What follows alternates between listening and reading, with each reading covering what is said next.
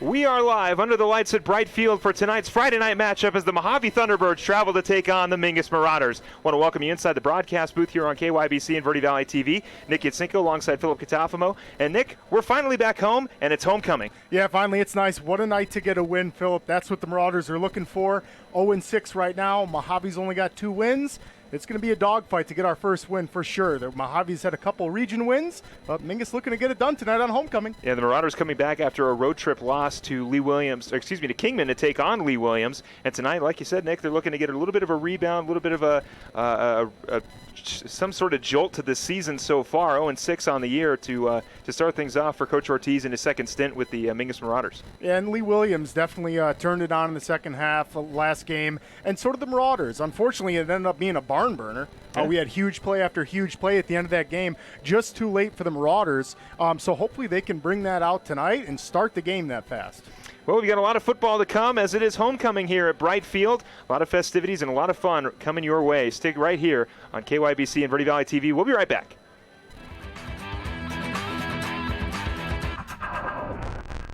People often refer to Larry Green Chevrolet as the people place. Keeping that reputation is a priority in the community and with every customer that comes through the door. Larry Green Chevrolet, we're better and we'll prove it. If you're in the market for a new or pre-owned car, truck, van, or SUV, you'll find our selection extensive and the sales team professional and courteous. Visit Larry Green Chevrolet just off Highway 260 next to Walmart or LarryGreenChevrolet.com.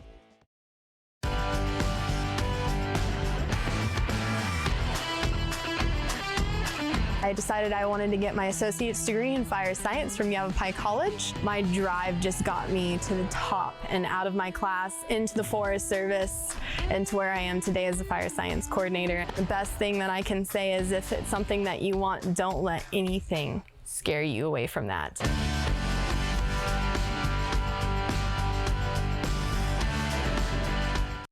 There are people who struggle with addiction and homelessness. Sometimes it may feel like there is nothing we can do to help. But there is. You can make a tax-deductible donation and help those in need transition away from homelessness. When you give someone a handout, you could actually be supporting an addiction. A better life starts with better health, especially for those living in the streets. Support solutions, not addictions. You can make a difference. Visit cottonwoodcares.org. This is Bruce Morrow, Transportation Manager for Cottonwood Area Transit. Remember, we cover the entire Verde Valley and Sedona. Cottonwood Area Transit has you covered wherever you want to ride in the Verde Valley, all day, every day. Take Cottonwood Area Transit through Clarkdale, Verde Village, and from 26 locations in Cottonwood. With Verde Links, it's a quick and easy trip to Sedona every day. Don't forget our connectors to Camp Verde. Visit cottonwoodaz.gov for Cottonwood Area Transit and take a seat. Let's go ride.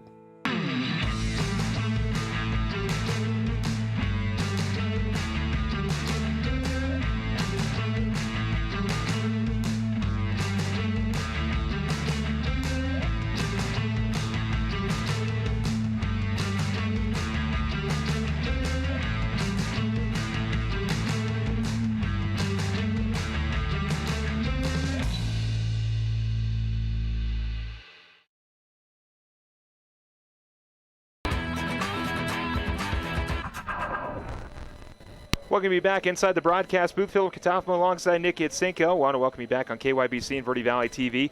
The Marauders last time against Mohave got a great road win, 41-20, and a very exciting game for the Marauders. Certainly was, and we've traveled well to Mohave in the previous seasons. We beat them a lot of the last games we played in the previous games. Last time we lost to Mohave was a stat you showed me, 1977. That's right, last 1977. Time we lost to Mohave, so that's pretty impressive. Mingus does very well against the Thunderbirds. And tonight's going to be a dogfight. Well, they're going to try to continue and hopefully, continue their success against Mohave tonight, as well as get their first victory of the season. Like we said, the last time this team started 0-7 on the year was 1999, and we're here in 2019. 20 years later, and the Marauders are hoping to break that spell and keep 1999, the last time they started 0-7. They're 0-6 right now, but it was a tough fight against Lee Williams last week, but the offense started to show a lot of light in that second half. Yeah, seriously, we ended up with huge plays at the end of that game, and that's exactly what we need to do. We had some huge passes downfield. We saw Micah Johnson come in late in the game, and he's new with the Marauders, so that was a great enhancement for us. We also saw Moya, the running back, come in, and he actually caught a pass at the end, so we were utilizing him in different ways. We just need to get those big plays up front first in the beginning of the game to get some sort of a lead. We have not played with a lead too much this year, so that's what the Marauders got to establish. It's only been one time the Marauders have led a game, and that was against Combs in week 1. They were up 7-0, and then after that, well, it was all Combs, and that's what I'll say about that game. But it was nice to see the offense sort of catch fire once again. We're seeing a lot more of this passing attack. No Andrew Nair again this week. He is out for the Marauders. He's not dressed out for the Mingus this week. But Peter Calandra has picked up a lot of the slack as the go-to receiver. Caught a touchdown from 2 different quarterbacks last week, Zach Harrison and also Zach Figge. Yeah, that was impressive. Figge comes in, subbing one play, and throws a big touchdown bomb downfield to Calandra. So that was great to see. So you got Figge on the sidelines if you want to pull a little trickery if you're Coach Ortiz. So you have that in your back pocket. But, yeah, like you said, Philip, we saw some huge passing plays, and that's what we need to build on. We need to utilize that and throw some balls deep downfield to Calandra and even utilize Meyer more in the passing game. We haven't seen him too much, but yeah, Nair's a big miss. We're missing Nair. Nair was very effective when he was playing with us.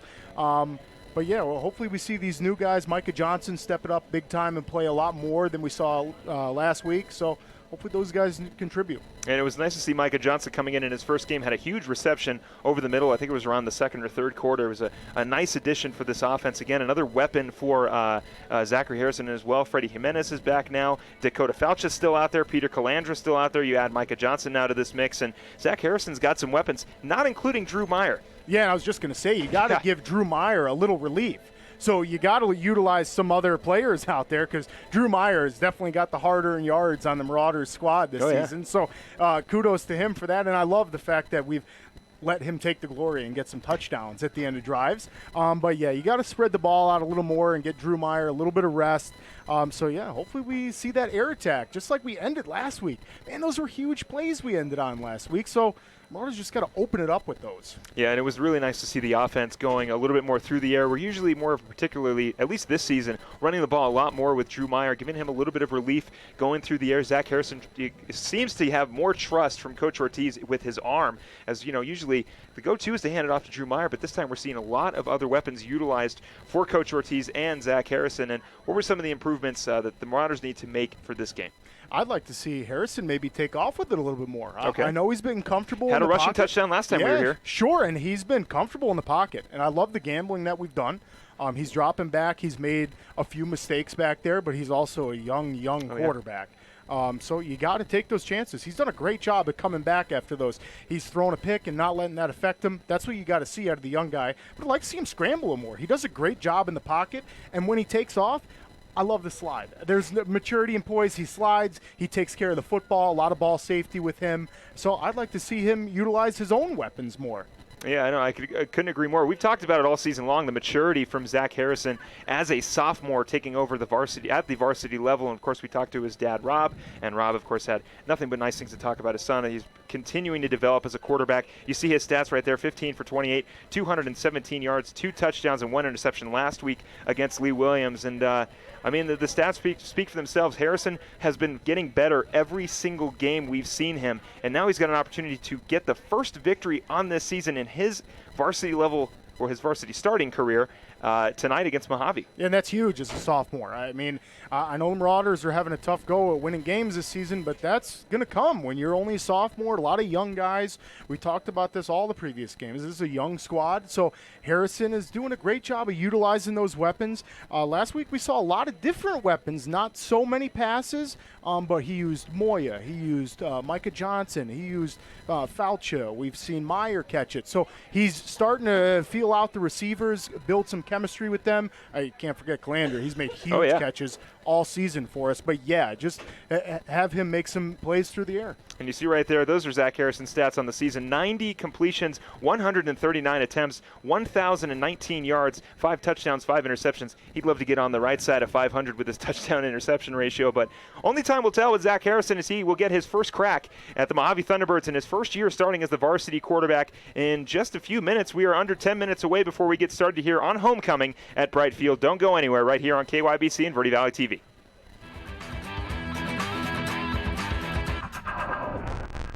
Starting in the late 1920s, Grandpa Gettle and his brothers laid the groundwork for what would become a family legacy. Almost 100 years and 100 patents later, Gettle's High Desert Mechanical continues to raise the bar of quality heating, cooling, and plumbing products and services in the Verde Valley. Call Gettle's High Desert Mechanical Heating, Air Conditioning, and Plumbing at 567-2200 or online at GettlesHDM.com, providing solutions for your comfort. Don't settle. Get Gettles and go Marauders. Since 1925, Tiffany Construction has worked with developers and local and federal government to build, expand, and improve infrastructure, roads, drainage systems, and subdivisions. From concept to completion, the Tiffany Construction team provides a full complement of construction services and state-of-the-art delivery methods customized to fit your needs and budget. They're Arizona's longest tenured family-owned and operated civil contractor and proudly serving the Verde Valley since 1991. Tiffany Construction, knowledge and experience to bring your project to reality. You're going to love the new interactive website from Roxu Screen Printers. Now you can create your custom t-shirt design online. Simply choose a t-shirt or hat style, easily upload your logo, or create the perfect design. Workwear, tees, uniforms, polos, and caps, and let's not forget those special occasion tees, all designed online by you. Go to ROKZOO.com,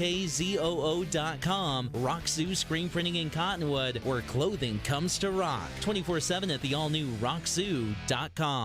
I'm Chris. And I'm Tandy, owners of Taylor Waste. We're the last local garbage company homegrown in the Verde Valley. And we want to be your first choice for residential and small business garbage service. Get a free month service when you make the switch to Taylor Waste. And enjoy monthly service as low as $14 per month. Visit TaylorWaste.com for more information. Or to start service, call Taylor Waste at 649-2662. Taylor Waste, service tailored to your needs. People always ask us, what makes us different from other car dealers? Being different is a simple idea. We believe that everyone deserves to drive a nicer, newer car. That belief drives the entire team at Oxendale Chrysler Jeep Dodge Ram to try harder and work smarter. We're dedicated to helping you find or fix the perfect car for your life and budget. Whatever it is keeping you from driving the car you want, we'll guarantee to do our best to help you. We're Oxendale Chrysler Dodge Jeep Ram, and we are a dealer for you. Visit our showroom in Cottonwood or see all the deals at MattSaysYes.com.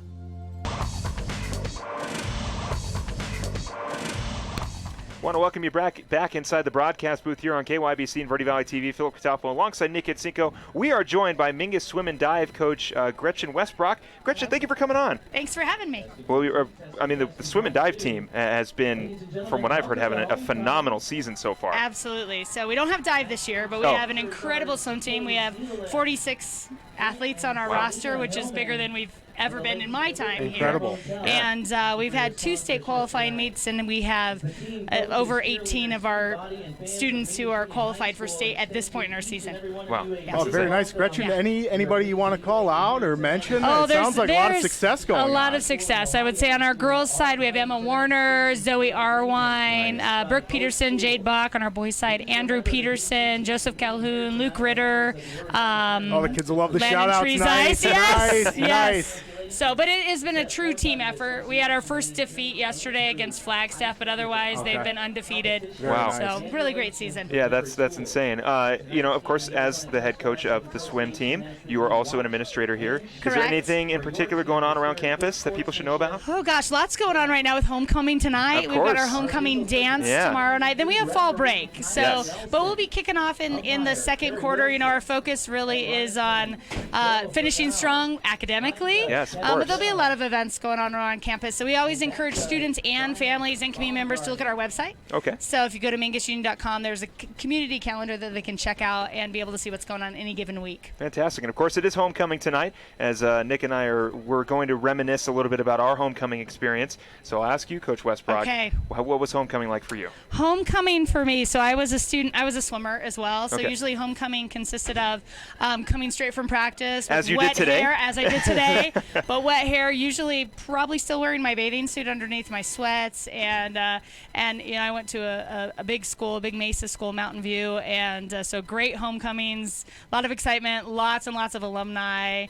We'd usually sit as a team and cheer on the other team. So it's pretty cool. fun. Not the other team, our team. Of course. So, yes. No, you got to. Not the swim team. No. So let's ask you this. We asked Yancey his prediction for tonight. What is your prediction tonight against Mohave? Oh, definitely a win. I mean, we have we like to to have hear. a win. Yes, We have yes. to. It's time. It's time. The boys have been working really hard, and it's time for a win. Well, we want to thank Coach Westbrook for coming on, and the swim team competes at the Cottonwood Community Center, correct? Correct. Our next meet is not this coming Thursday, but the Thursday after fall break, and that'll be against Bradshaw. So that's always a good one. Go check out the Marauders swim team dominate against Bradshaw. Coach Westbrook will be there. We'll be right back right after this on KYBC and Verde Valley TV.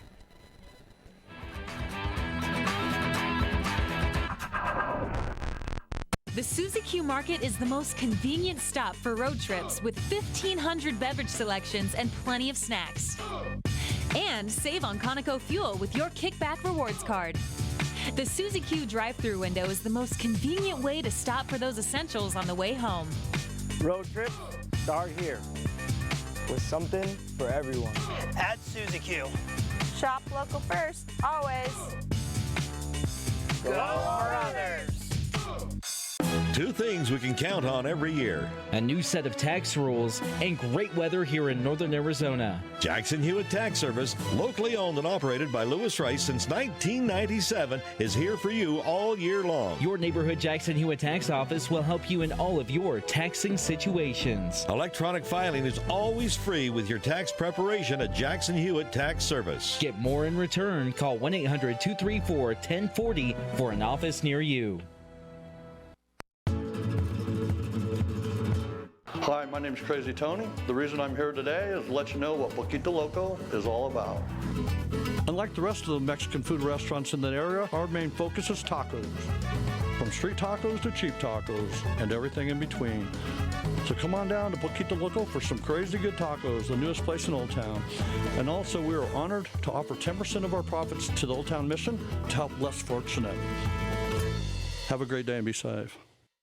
All Price Insurance on Main Street in Cottonwood is your local insurance provider for personal and commercial insurance. Call and compare 23 insurance companies for home, health, auto, RV, motorcycle, boat, or ATV. Specialty insurance and insurance bonds are no problem at All Price Insurance. Call or visit All Price Insurance today.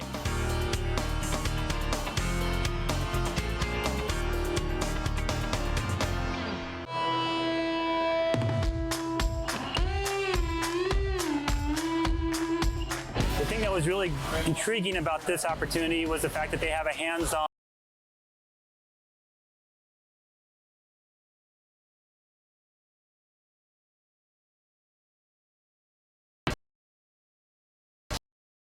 viticulture vineyard and it's actually a working winery. And so instead of taking something online, I actually get to immerse myself into the program and learn firsthand how to do the mechanics of running a vineyard and working in a winery.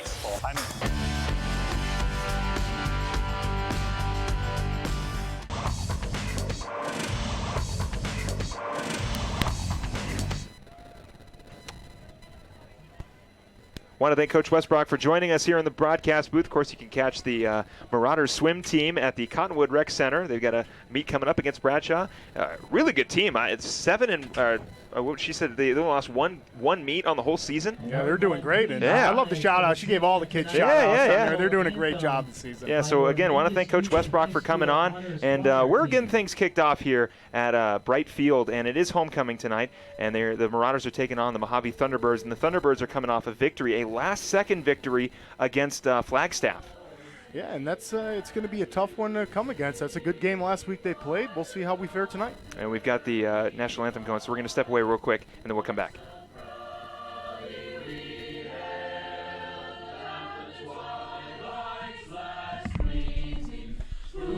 Stripes and bright stars through the perilous skies, o'er the ramparts we watched were so gallantly streaming, and the rockets' red glare, the bombs bursting in air, gave proof through the night that our flag was still there. Oh, say does that star-spangled banner yet wave o'er the land of the free and the home of the brave.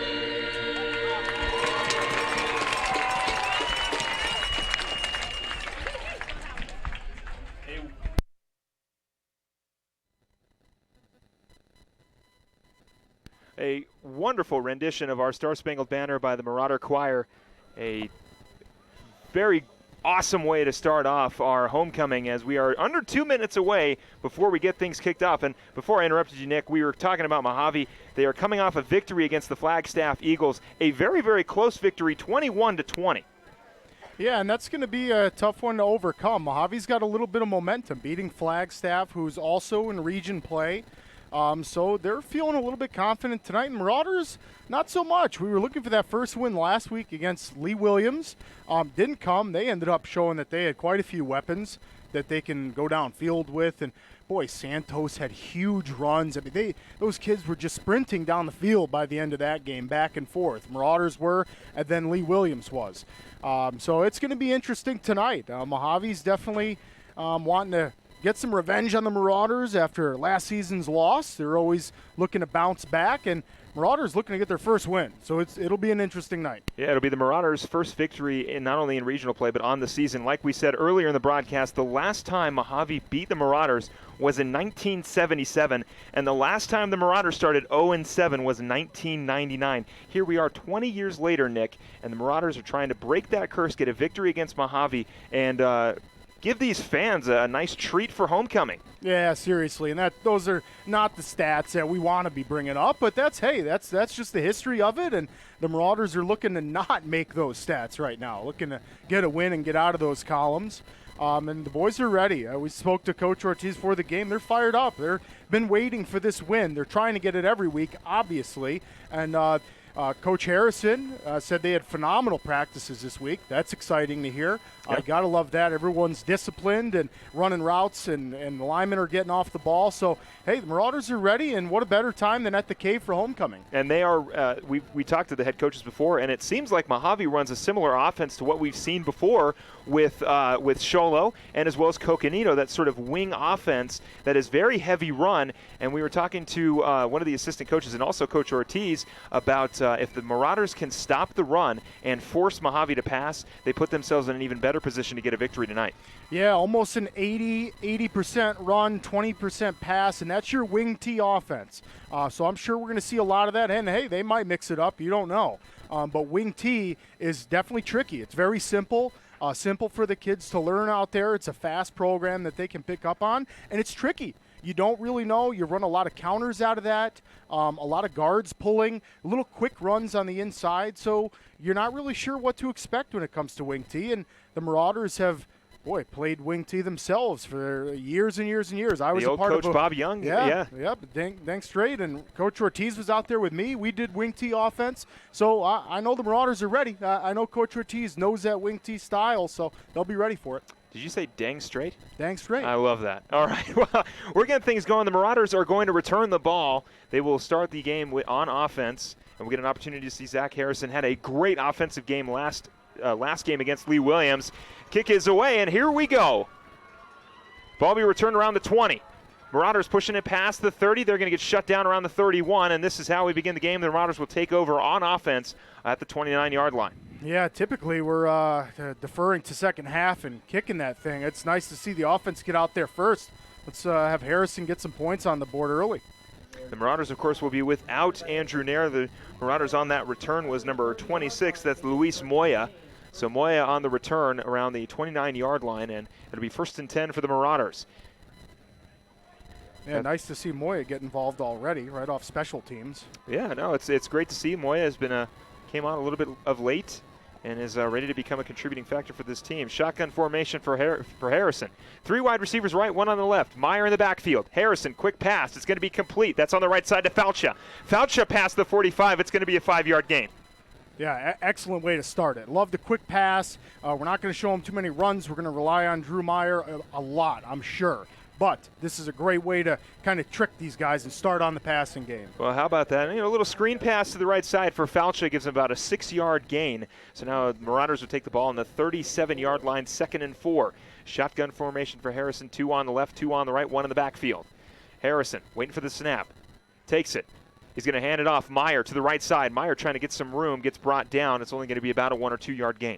Yeah, and those are the tough yards Drew's used to getting. So he's going to be doing that all night, I'm sure, and he's typically getting more than 1. But it's going to set up a nice 3rd and short for the Marauders. So the Marauders trying to convert on 3rd down, 3rd and 2 on the, it looks like to be about the 38-yard line. It is going to be on the 38-yard line. Harrison gets the call from coach. Heading back over shotgun formation, 3 on the left, or 2 on the left, 1 on the right. Meyer in the backfield. Shotgun formation for Harrison. Marauders looking to convert on 3rd down. Harrison going to hand it off. Late handoff to Meyer. He is brought down in the backfield for a loss. Swarming defense from the Thunderbirds. Yeah, that was just a tough play. I don't know if maybe there's a little miscue on that. But, boy, the Thunderbirds met Drew Meyer right in the backfield as soon as he got the handoff. So Marauders are going to end up punting. But, hey, I like starting out the drive with a pass. I like to see a little bit more of that. But otherwise, Marauders defense is going to come up big here, and it's going to be a game of field position. Rennick will be back to kick it away. As the Marauders will punt the ball now, going on 4 and out. Ball is up.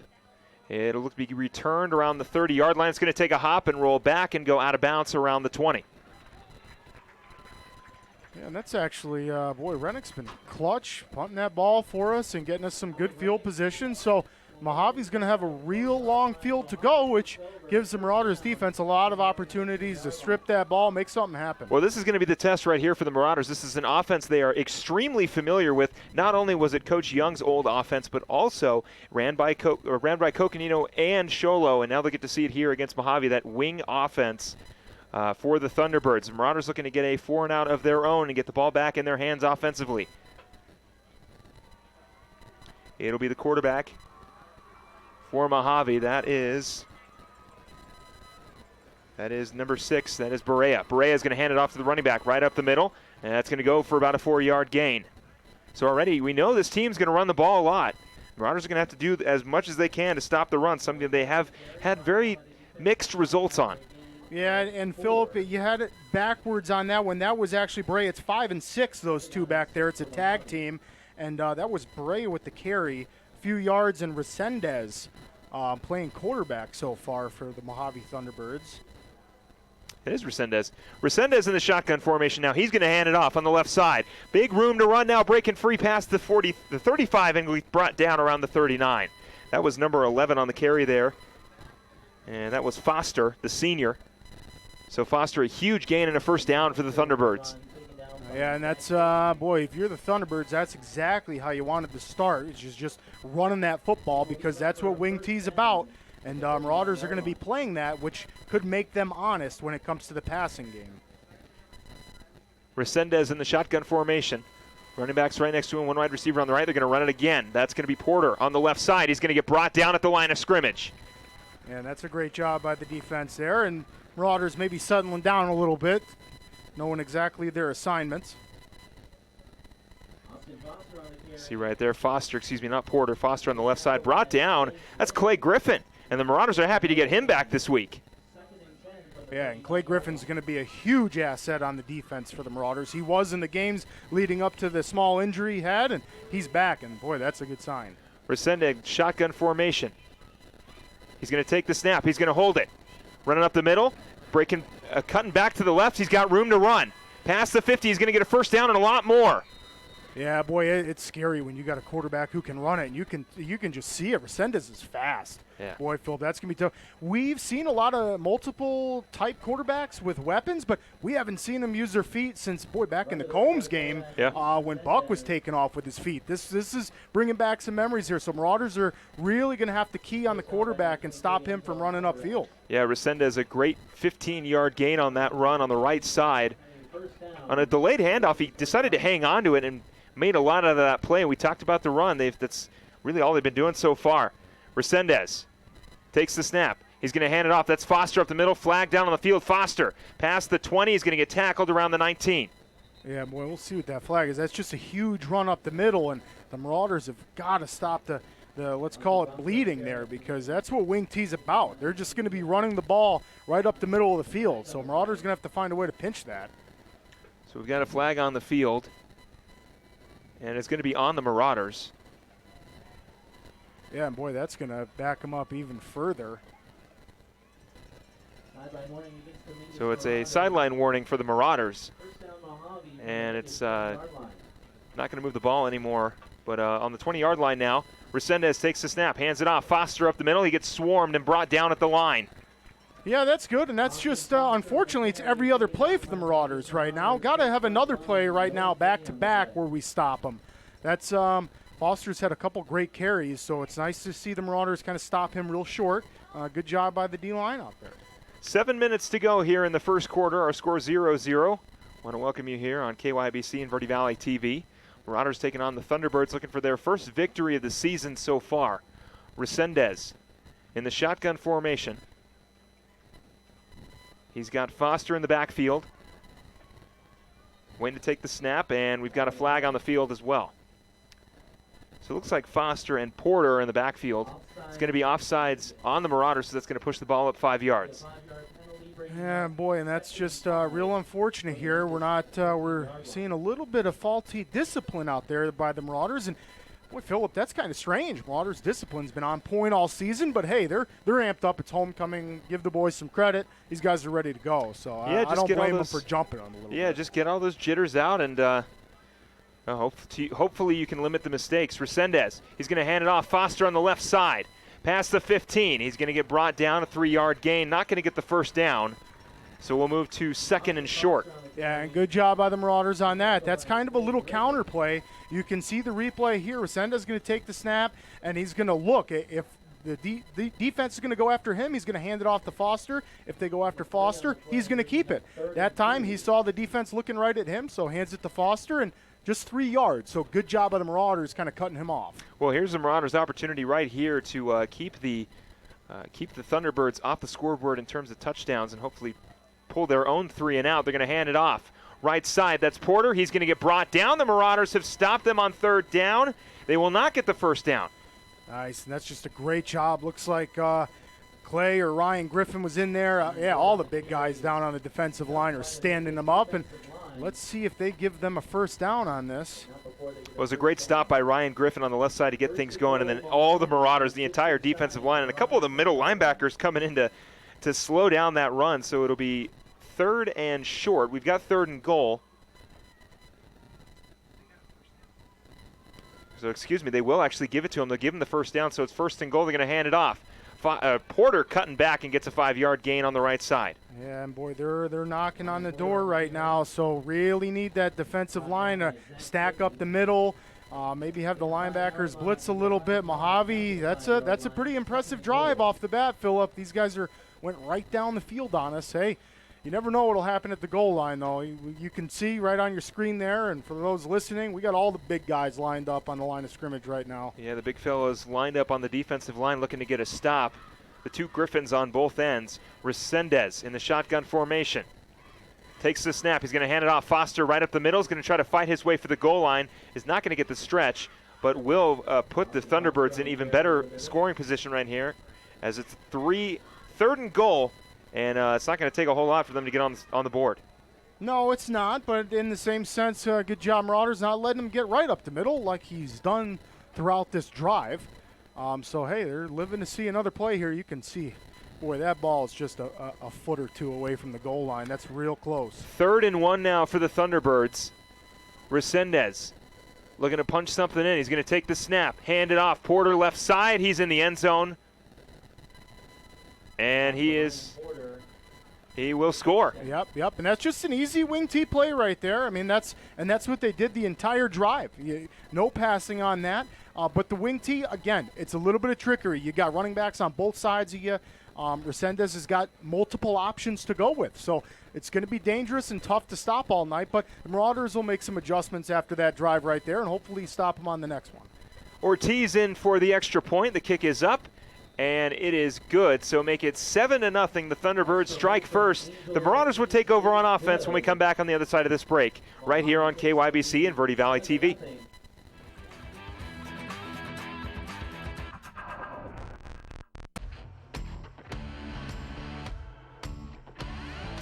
It's a great program. It gets you ready for a great career in life. It's good, steady. It made my journey and my decision to start this career path a whole lot easier. Keeps you active. From coming from a sports background, being active is what I love. If you want something fun and exciting, this might just be for you.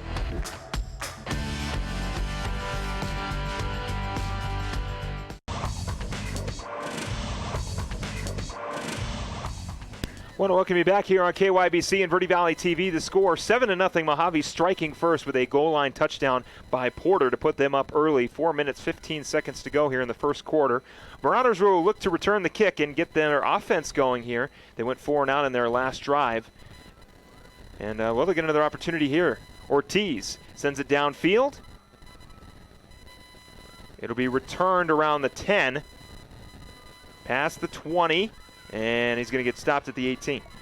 Man, it's going to be a long field for the Marauders, but hey, they got to make some adjustments and maybe hit the air a little bit earlier. We saw the very first play Marauders came out. It was just a quick pass to the right side of the field, and we got 5 yards to Dakota Falcha. So let's see what the Marauders can draw. Hey, Drew Myers is going to get yards tonight, but they're going to be tough. We know this. We've seen this game after game. Drew Myers' yards are very tough, and we can't really rely on him to just be getting them. So we got to utilize those weapons a little bit. Luis Moya on the return for the Marauders around the 19-yard line. Shotgun formation for Harrison as the Marauders are looking to get something cooking here. 3 wide receivers on the right, 1 on the left. Meyer in the backfield for the Marauders. Looking to bounce back after that 3 and out in their last possession. They'll start on the 20-yard line. Harrison takes the snap. He's going to roll right, flips it. Meyer, right side, past the 20. A lot of room to run, past the 30. Meyer's got all kinds of room past the 50. Look at him go as he gets stopped around the 29. I love it. That's how you do it, homecoming. That's how you come back the second drive right there. Nice job, Drew Meyer. Way to get to the outside. Great pitch from Harrison. And bang, there you go. Marauders are right down the field looking to punch it in the end zone now. And that's what we were waiting for. Drew Meyer on the right side. A huge gain. As you take another look on it, he had all kinds of room off that flip from Harrison. It's a play we've seen all season long. And the Marauders will get the ball spotted on the 30-yard line. The 32. 1st and 10. Looking to punch it in here. Boy, we could have another barn burner like the end of last game. That's we'll take that. Let's see the Marauders get in the end zone here. Harrison, shotgun formation, 3 wide receivers left, 1 on the right, Meyer in the backfield. Meyer, huge gain on that last run. The little option flip from Harrison to Meyer, we've seen it all season long. Harrison, waiting for the snap, takes it. He's going to hand it off. Nope, he's going to look to pass over the hands of Freddie Jimenez, and it'll go incomplete on the left side. Yeah, and that's okay. Harrison's just got to kind of settle down a little bit. That was a little bit over Jimenez's hands out there, but these guys will settle it down. They just wanted to test out that passing, see, hey, we got this open right now, because if Jimenez catches that, he's gone. There was really nobody, but yeah, Jimenez definitely had a lot of room on that left side, so well, not as much room as Meyer on that last play on the right. That was awesome. Great blocking from the Marauders to get Meyer a lot of room on that last run, but Let's see if they can capitalize here and get on the board and tie things up. Shotgun formation for Harrison. 3 wide receivers left. Meyer in the backfield. Harrison takes the snap. He's looking to pass again. Wide open Dakota Faucha over the middle. Faucha looking for some room. He's going to get brought down. He will get the first down. How about Dakota Faucha for the reception? I love it. And great job by Harrison finding the open guy. You can see the replay here. Harrison takes it, and he knew exactly where he was going. They saw that wide open. Yeah, Faucha just took a few steps, and he was wide open. So it'll be 1st and 10 now on the completion to Dakota Faucha. A 10-yard gain for the Marauders. And now with 2 minutes and 50 seconds to go here in the first quarter, they'll look to tie things up. 3 wide receivers right, 1 on the left. Man in the backfield, that's Meyer. Harrison in the shotgun formation. Getting close to under 2 minutes and 40 seconds here. Marauders looking to score before the second quarter. Harrison takes the snap. Looking to pass. Harrison's got room. Last second throw. It's complete on the right side. Past the 20. And we'll go out of bounds. We'll look to see who that was completed to. It looks like it was Calandra. And how about that? Yeah, it's just great patience by Harrison. He just waited it out in the pocket. And Calandra comes out just kind of like, hey, I'm over here wide open. And that's just a great job. Look at Harrison toss that over. Well, and Calandra coming back to the ball to make that pass a little easier for Harrison as pressure was coming from the left side. But it will be enough. It looks like maybe for a first down for the Marauders. If not, they are first and very, very short, or second and short. So 2 minutes, 26 seconds to go here in the first quarter. Harrison hustling into the line. Second and short now for the Marauders. On the 14-yard line. Harrison takes the snap. He's looking to pass. Harrison, pressure coming on the left side. He's going to get sacked. Yeah, boy, that was just kind of a collapse. The defensive line just bolted after Harrison. That was a little bit scary, but Harrison just went down. You can see the replay here, him in the shotgun. And, oh, boy, yeah, they just came from all over. Around the edge, up the middle. That was a little bit of a breakdown, maybe like a screenplay or something there. But nonetheless, Harrison goes down, and it's going to be third and a little longer. Getting close to under 2 minutes here in the first quarter. 7-0 is our score. Shotgun formation for Harrison. 3 wide receivers left, 1 on the right. Man in the backfield, that's Meyer. Meyer had a huge run earlier. See if they go to it. It's going to be that option again. Meyer's got it on the left side. Past the 20, cuts back. Past the 15, is going to get the first down and a little more. How about Drew Meyer? Yeah, and that's going to be the bread and butter tonight is that pitch outside. Let's get him to the outside where he's got a little real estate to run. Boy, Drew Meyer's doing a great job showing that speed he's got. Not just power, but speed. Yeah, Drew Meyer, a run on the left side. And we talk about that little option flip that Harrison's been running to Meyer. And to some success here. It's 4th and 1, so it's not going to be enough to get the first down. Oh, boy, huge 4th down real early here, Philip. It's crunch time for the Marauders. Well, the Marauders are going to go for it on 4th and 1. Harrison is now right up at the line. We'll see if he goes for a QB sneak. They're going to bring in Jimenez on the left side. Harrison. Oh, that's going to be false start. Sure is. Just got a little bit excited on the offensive line. And, oh, boy, trying to get on a block early, and it's going to cost the Marauders. We're going to have to go back 5 yards. Well, it should change the game plan a little bit for Coach Harrison. Give Zach Harrison maybe a little bit more space to maybe go for the end zone instead of having to go directly for the first down. I really don't know. Yeah, but you're right. It's also a huge momentum swing from Mohave. Hey, they're like, oh, wow, now we got some more yards to play with. Let's gamble a little bit. And Marauders are doing the same on the other side of the ball. It's really crunch time for them. Harrison throwing some plays out to his wide receivers on the right. There's 3-2 on the left. Harrison's the only man in the backfield here in shotgun formation. Marauders are going to look to convert here on 4th down. Harrison looking to pass. Pressure coming. Harrison, corner of the end zone. He's got a man. It is caught, and it's a touchdown on the right side.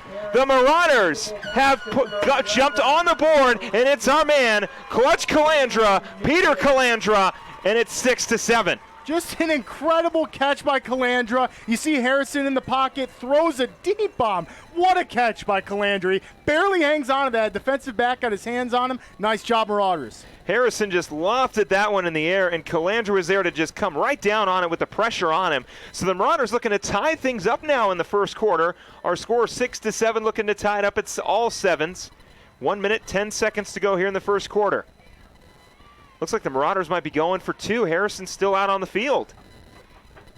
Marauders looking to get their first lead of this game, their first lead in a game since Combs. I like it. I like it a lot. Coach Ortiz is gambling a little bit here. Let's see what we got. Shotgun formation for Harrison. Meyer in the backfield. Harrison hands it off. Little trickery left side. It is in, and the Marauders have their first lead. Yeah, very nice, and I believe they handed that to Luis Moya. It was Luis Moya. New guy out there involved. Gotta love it. Nice job, Coach Ortiz, going with it, and Harrison, good play. So how about that? That was actually 23. That was Angelo Alvarez, a guy we've called a lot on the defensive side. Does he deserve it. This time coming in for the touchdown. The Marauders lead 8-7. We'll be right back on KYBC and Verde Valley TV. Marauders will take over on defense.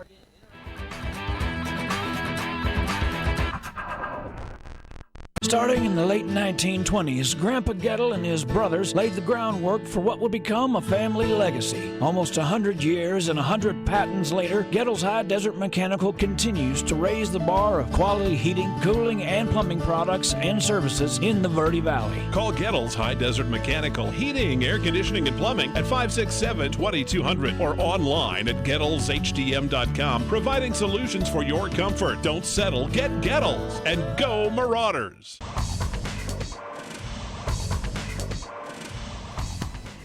And the student section going crazy as the Marauders leading 8-7 have a lot to cheer for early on. Their first lead since Combs in week 1. Rennick sends it downfield. It is going to go into the end zone for a touchback.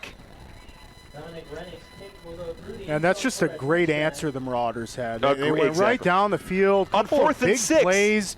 Yeah, got pushed back on a false start. It was just getting too antsy out there on defense and offensive side, but that's all right. It's homecoming. It's going to happen. And what a bomb to Calandra. I love it. The chemistry Harrison's building with these guys is just impressive from the young quarterback. Well, now the Marauders will take over on defense. Their last defensive opportunity led to a touchdown from Porter up the middle, which put the Thunderbirds up 7-0 at the time. Now the Marauders leading 8-7 here with 1:10 to go in the first quarter. Marauders defense would love a huge stop here. Resendez hands it off. And it looks like that was Foster on the run. Excuse me, that's going to be Porter up the middle. He's only going to get a 1-yard gain on that run up the gut. Yeah, and that's a great job by the Marauders defense. And boy, Phillip, you said it best. Zach Harrison's on the sidelines with his offense going, let's get back out there. They want to get back out there and maintain this lead. We talked about having had a lead in a game since Combs. Yep. It's what a great time for homecoming and here at home in the Cave. 45 seconds to go here in the first quarter. 8-7 is our score. Resendez in the shotgun formation. Porter and Foster to his left and right, respectively. Wide receiver, lone man on the right side. Resendez takes the snap. He's going to hand it off. It's going to be Foster on the left-hand side. Foster's going to barrel his way, not for a first down, but he's close. Yeah, and those are real tough yards to get. Foster got banged around in there by a couple Marauders, and they're going to hold him to a third down here. So it'll be 3rd and short for the Thunderbirds. And, I mean, right here, of course, we've got only 10 seconds to go in the first quarter, but a stop here would be huge for the defense for the Marauders. Yeah, most certainly would. Offense is waiting to get back out there. They want to maintain this and build on the lead. Well, that'll end the first quarter. The Marauders able to answer in their offensive possession as this game is 8-7. Marauders are leading as we head into the second quarter. When we come back, we've got more exciting football to come right here on KYBC and Verde Valley TV. Don't go anywhere.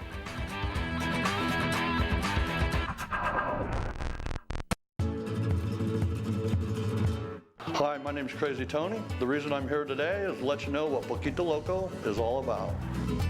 Unlike the rest of the Mexican food restaurants in that area, our main focus is tacos. From street tacos to cheap tacos and everything in between. So come on down to Poquito Loco for some crazy good tacos, the newest place in Old Town. And also we are honored to offer 10% of our profits to the Old Town Mission to help less fortunate. Have a great day and be safe. I'm Chris. And I'm Tandy, owners of Taylor Waste. We're the last local garbage company homegrown in the Verde Valley. And we want to be your first choice for residential and small business garbage service. Get a free month service when you make the switch to Taylor Waste. And enjoy monthly service as low as $14 per month. Visit TaylorWaste.com for more information. Or to start service, call Taylor Waste at 649-2662. Taylor Waste, service tailored to your needs.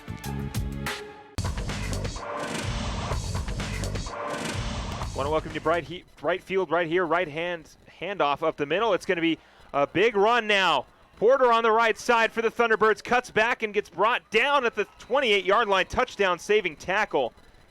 Yeah, and that was Alvarez. Good job by Alvarez saving that one. Porter just found himself some real estate after he got through the line of scrimmage. I mean, you see the replay there. That's a real tight hole Porter got through, but he was able to get to the open field, and, boy, he's fast. Well, it was a run on the right side by Porter. I was trying to welcome us back in, and I want to welcome you back in here on KYBC and Verde Valley TV. Second quarter has just begun. It was 3rd and 2nd for the Thunderbirds before that run. Now it is 1st and 10 on the 28-yard line. Resendez, shotgun formation, running backs next to him. One wide receiver on the left. It's going to be a low snap, and it's going to be recovered, and it's going to be a loss for the Thunderbirds. Yeah, most certainly will. That's great for the Marauders side, and, hey, Mohave did a good job of just covering that up. You never know when a wild snap's coming your way, or if it hits you right in the shins, you're not sure. So good job by Mohave just jumping on that. But, hey, that's what the Marauders are looking for. We've got a timeout on the field. We're going to take one as well. We've got 11 minutes and 20 seconds to go here in the second quarter. 2nd and 13 when we come back on the other side of this break.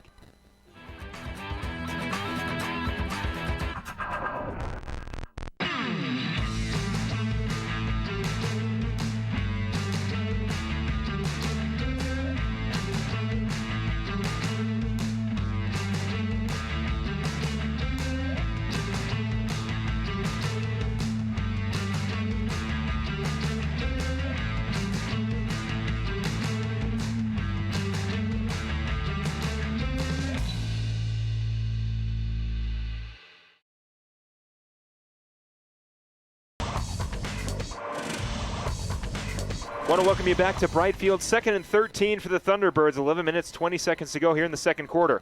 Resendez, first pass of the game is complete on the right side. And wide receiver on the right, that is number 4.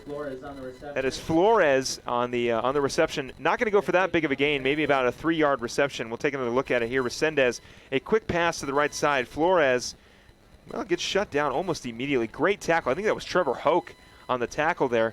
We'll get another look at it here. You know, the first passing attempt, and it was actually number 24 for the Marauders. That is, that's Figgy, Zach Figgy. Figgy doing a lot of work out there, and good job, Marauders, because that run game is going to keep us honest. Resendez is going to hand it off to the left side, and Porter's going to get brought down. And that's just a good job by Mingus, keeping these guys having to do play after play to get to that first down. It's only going to be a gain of a couple. So a short gain, 4th and 9 here. Big stop for the Marauders coming. If the Thunderbirds decide to go for it, which I don't see their kicker Ortiz in the huddle right now. So it looks like they will be going for it. 4th and 7 for the Thunderbirds.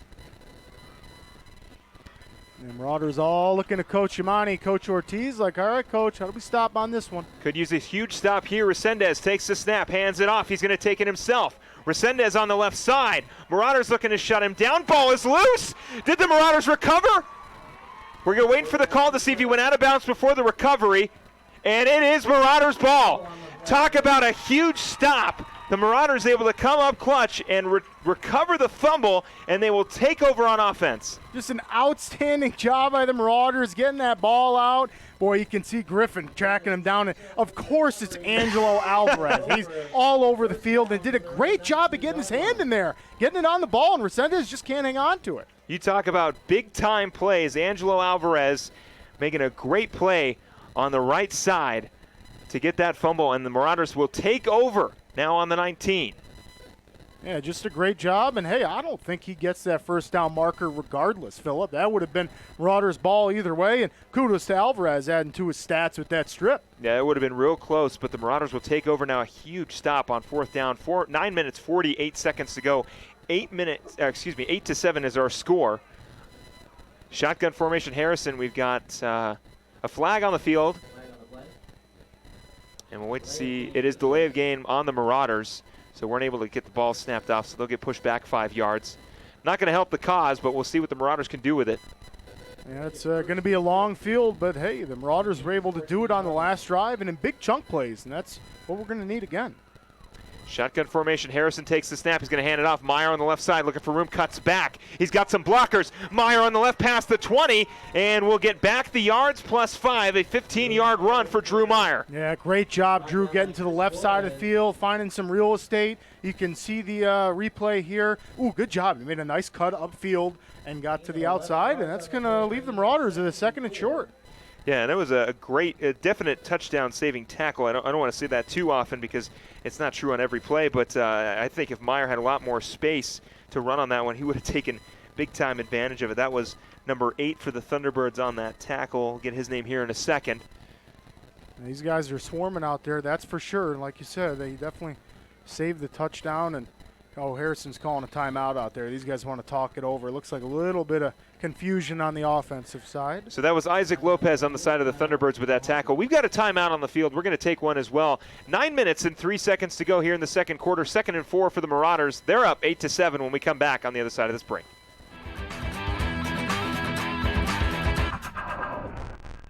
People often refer to Larry Green Chevrolet as the people place. Keeping that reputation is a priority in the community and with every customer that comes through the door. Larry Green Chevrolet, we're better and we'll prove it. If you're in the market for a new or pre-owned car, truck, van, or SUV, you'll find our selection extensive and the sales team professional and courteous. Visit Larry Green Chevrolet just off Highway 260 next to Walmart or LarryGreenChevrolet.com.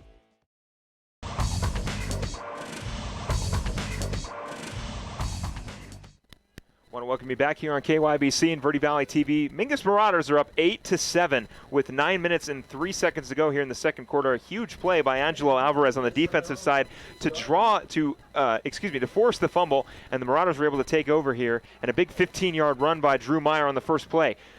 Shotgun formation. Micah Johnson in motion. Harrison's the only man in the backfield, rolling right, looking. Calandra cuts back. He's going to make the reception past the 40, past the 45-50, and will step out of bounds around the 46-yard line. Peter Calandra on the right side. That's just an excellent job of Calandra finding Harrison, Harrison finding Calandra. These guys are going to be working together well the whole game. We'll take another look at it. Harrison was looking Calandra the whole time, rolling right, and then Calandra cutting back, and a beautifully placed ball by Harrison. Couldn't have asked for a better pass, and Calandra with a huge gain now. Marauders in good position to extend their lead, their first lead since we were in week 1 against Combs. Yeah, and just a great job. And it's through the air game. I love it. Haven't run the ball too much. We're really attacking the Thunderbirds through the air. Shotgun formation for Harrison. Meyer in the backfield. They're going to hand it off. Meyer up the gut. He's going to fight his way past the 40. First down and a lot more. Meyer still on his feet past the 35. Past the 20 now. Still going. Gets brought down around the 12. Drew Meyer, the Terminator, will not be brought down. Yeah, that's just incredible. I know we're going to see a replay on that. He must have got rid of at least 3 or 4 tackles. There you go. You can see him. They couldn't bring him down. It took 3 Thunderbirds to finally corral him. How about Drew Meyer? Another huge run, and the Marauders are now 1st and goal.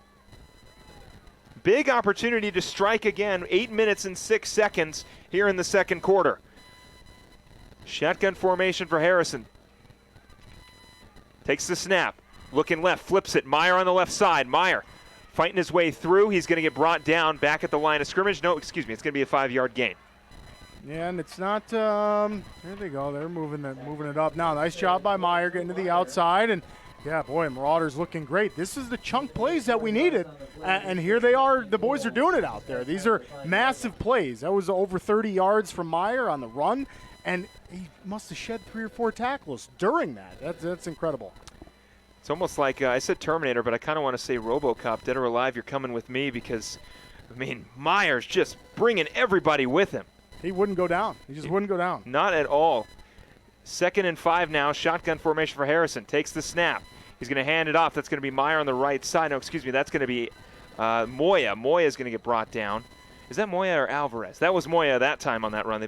23-26. Yeah, both similar stature out there. Both real fast. Yeah, very and you fast. just saw the speed and agility. Moya did a spin move out there and almost broke free of it, but nonetheless, Marauders are inching closer and closer to building on that lead. This is awesome, and what a good start to homecoming. Well, great start for the Marauders so far, looking to punch it in once again and extend their lead. They're up 8-7 right now with 6 minutes and 40 seconds. Harrison takes the snap. He's going to hand it off up the gut. That's Moya again. He's going to get brought down after a 3-yard gain. And I like utilizing Moya out there, giving Drew Meyer a little bit of relief, showing the Thunderbirds a different weapon. And, hey, that's any team that you have several weapons of. It's very, very tough to stop when you're trying to focus on one player and another player comes in and makes plays. Well, that's what you want to see. And now, you can kind of use Moya as an offset to Meyer, like we've mentioned. Meyer a little bit taller, a little stockier, and Moya a little shorter, a little bit more of a bulldozer sort of running back. And it's good to see. Shotgun formation for Harrison. Takes the snap.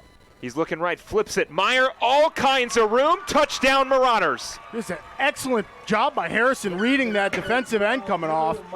They were all going towards Harrison. Harrison flips it right out, and Drew Meyer walks right in the end zone. Things clicking so far for the Marauders. They're up 14-7. Rennick will come in for the extra point. 5 minutes, 52 seconds to go here in the second quarter. And this is exactly what the Marauders wanted on homecoming night. They're building the lead, and now they're not only maintaining it, but building on it. Great job, Mingus. So it was a great, again, just that little flip, or that time it was a handoff. That's the long run from Meyer as he broke a bunch of tackles. Like I said, RoboCop just fighting his way through, and then finally gets brought down around the 10, and then it was Meyer that was a run again by, the Marauders looked to go for 2. They were stopped that time. So the score will remain 14-7. I thought it was a replay, but it was actually the play. So a run on the left side, not able to get into the end zone this time. 14-7 goes our score. We'll be right back right after this.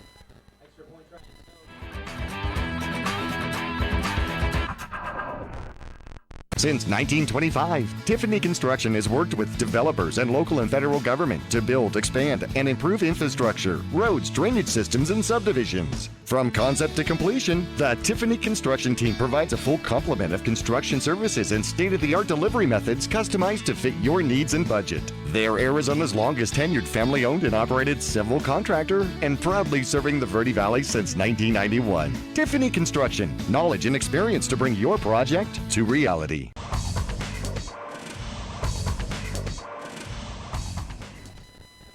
Welcome back to KYBC and Verde Valley TV here at Brightfield. Our score 14-7. The Marauders leading by a touchdown here in the second quarter. 5 minutes, 52 seconds to go. Initially, the first scoring drive for the Marauders was a touchdown, Harrison to Calandra, and then it was Alvarez with the 2-point conversion, and then this time it was Meyer, who deservedly should have got the finishing touches on that drive, really pushing the Marauders downfield with the way he does such a good job of churning his legs. Ball will be returned around the 5-yard line, and they're going to call him down at the 5. It looks like the return for number 11, that was Foster. Foster trying to recover the ball. His knee went and touched the ground, and so the ball will be spotted on, I think, the 7 or 8 yard line. We're going to take another look at it. Just a little bit of an awkward return for Foster, and his knee right there touches the ground around the 5-yard line. So they're going to mark him down on the 6. Another big opportunity right here for the Marauders defense to take advantage. Huge. This is huge, and this is what Mingus has been licking their chops trying to get all season long. Hey, we'll take a fortunate knee going down, and hey, Mojave's at the 6. They're real backed up, and Mingus looking to add to this. 5 minutes, 48 seconds to go here in the second quarter. Resendez, shotgun formation. Porter in the backfield for him. Takes the snap. They're going to hand it off. Resendez is going to keep it on the right side. He's going to get brought down at looks like the 15-yard line. Yeah, boy, and those were some tough yards. Resendez in there kind of getting spun around by defenders and everything, but kept his feet, and it's a nice little gain. It's going to be second short for Mohave. They get out of that backed up territory. So now it'll be 2nd and 10, or excuse me, it'll be 2nd and 4 on the 6-yard run by Resendez. A great QB run. And we've seen it a few times with Resendez. He's got the wheels to pull something off. Resendez, shotgun formation. Takes the snap. He's going to hand it off. Porter, left side. Porter looking for the first down. Did he get brought down before? No, it looks like he was able to fight his way for a first down, so it'll be first down for the Thunderbirds. Yeah, and that's okay. Marauders still have a real long field to go. They're going to get a first down. They were real backed up there, so now Mohave moves it. They're going to be almost to the 20-yard line. Still a real long field. So Marauders got plenty of opportunities to gamble with some blitzes, try some different stunts out. And, hey, you know a lot of runs are coming. This has been a run-heavy team so far, only one pass. Let's see if the Marauders can read. But if they can score here before the second half begins, it'd be even bigger for the Marauder momentum as Resendez is going to throw this time. Pass is complete. The second pass for Resendez is complete. A huge gain on the left side, brought down around the 35-yard line. Pass completed to number 4. That is Chris Flores. So it's going to be a first down. Yeah, wow, that's just a bomb from Resendez, and a great play nonetheless. Receivers did a good job of getting open on that. And, boy, Resendez sprinted backwards to get himself some distance between our defensive lineman and him. He was under a little bit of pressure, but good job by Resendez getting back and then just letting one go. Shotgun formation now for Resendez. 2 running backs next to him, 1 wide receiver on the left. Resendez takes the snap. He's going to hand it off. Porter on the right side. Porter fighting his way for a first down. He's going to get that and a little bit more. A 13, 14-yard gain on that run. Yeah, that's a real tough run by Porter. Porter lowered his shoulder and was banging on Alvarez and all our safeties out there. That's just a great job by him. But Marauders just got to pinch on that defensive line a little bit more to stop that. So a great run by Porter up the gut. And it'll be another first down for Mohave. They're looking to strike again. They were able to get a rushing touchdown early on in the first quarter and then have not scored so far in the second. They've got 3 minutes and 30 seconds to do so. Resendez, shotgun formation. He's going to take the snap. He's going to take it himself, drops the ball, but is able to fall right on top of it. Yeah, boy, almost real fortunate for the Marauders there, but Resendez is going to fall back on it, and they're going to live to see another down. So we'll take another look at it. Just a little bit of a botched snap for Resendez, trying to hand it off to his running back, and it looks like it clipped the side of his running back, and the ball got lost, and he was able to jump on top of it. So 2nd and 10 now. 3 minutes and 10 seconds to go here in the second quarter. 14-7. We hope you stick around with us after the halftime show, as we'll have homecoming festivities going on. We'll have the rest of this game after the halftime show, and then we'll get you all caught up on this exciting first half. Resendez is going to throw. Pressure coming. Pressure still coming. Wrap up and brought down. A sack for Clay Griffin. Huge sack, and good to see Clay back out there. Man, gotta love the pressure that the Marauders put on him real early. Resendez drops back. He did have a couple seconds, but boy, not until Clay Griffin got in there and took him down. Welcome back, Gronk, with the sack. I love it. I love it. That's going to bring them back 9 yards. 3rd and 19 now. Yeah, that's a huge play that my Marauders defense, and boy, Phillip, they're looking to have the biggest lead they've had all season going into halftime. 7's the biggest we've had so far this season. That was against Combs. Marauders really licking their chops to get back at more of that. Resendez looking to pass again. Pressure coming. He's going to run, flag on the field. Resendez past the 40. Past the 50, he's going to go out of bounds. Yeah, and that's kind of in the territory of holding, and you can hear the refs blowing their whistles, so we'll see if this gets called back. There is a flag on the play, so it is holding on the Thunderbirds. So that's going to push them back even more, and will bring up 4th down. Yeah, and boy, they were still going to be real short, although that was a nice run by Resendez. I mean, he ended up getting over 10 yards on that, but with the holding penalty, Marauders are in real good shape now. So looks like all the some of the fans that are from the class of 1979 are making their way down to the end zone. We're celebrating, what was that, 40 years, 1979? Wow, homecoming night. These guys are starting to pile up down there in the end zone. So shout out to the class of 1979. Shotgun formation for Resendez. He's going to take the snap. Porter shut down at the line. Yeah, that's a great job by the defensive line for the Marauders, and they're just going to stuff them. Porter had nowhere to go and gets spun right down at the line of scrimmage. So now we're going to take another look at it. Porter's tapping at his helmet for some reason, maybe looking for head-on-head contact. I'm not really sure, but brought down immediately by a few Marauders. That was Ryan Griffin, big 77 for the Marauders defensive line. That is Eric Torres, and right now, this is the best the defense has played so far. Started out a little slow, but has really, since that fumble, has been playing great.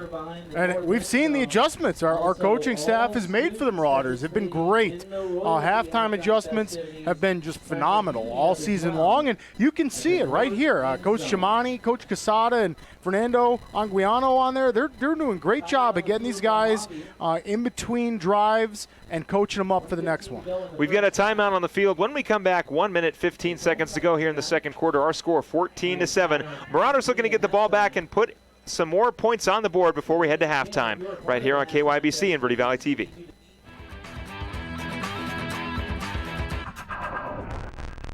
All Price Insurance on Main Street in Cottonwood is your local insurance provider for personal and commercial insurance. Call and compare 23 insurance companies for home, health, auto, RV, motorcycle, boat, or ATV. Specialty insurance and insurance bonds are no problem at All Price Insurance. Call or visit All Price Insurance today.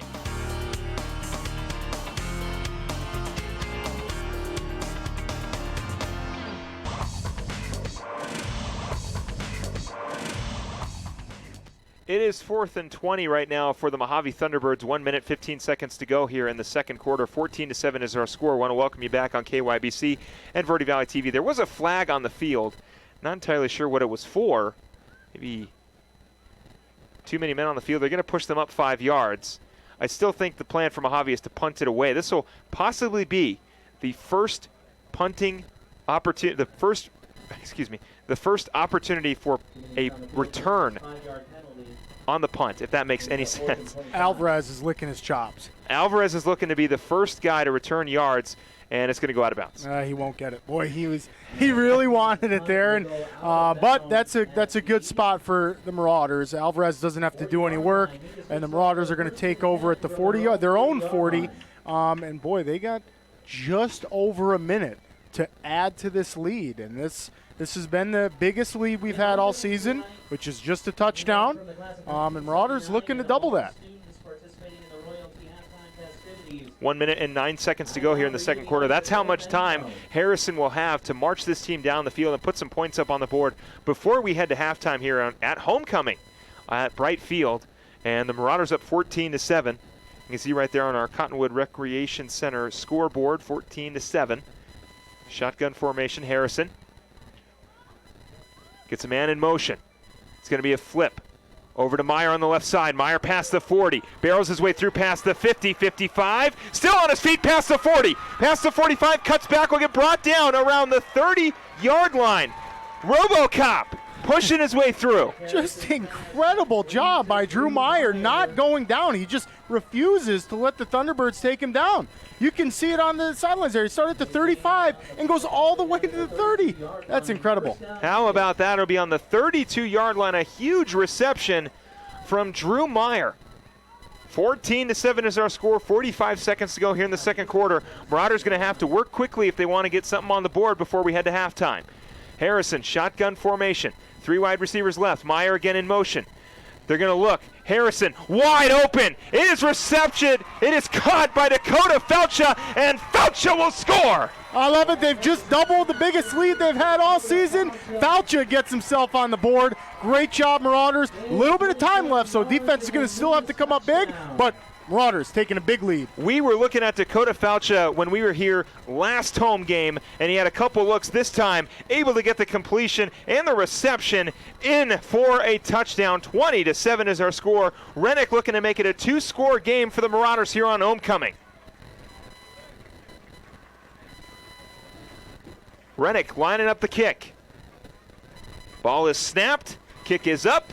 And it is good. 21-7 is our score with 28 seconds to go here in halftime. We'll be right back right after this. Don't go anywhere.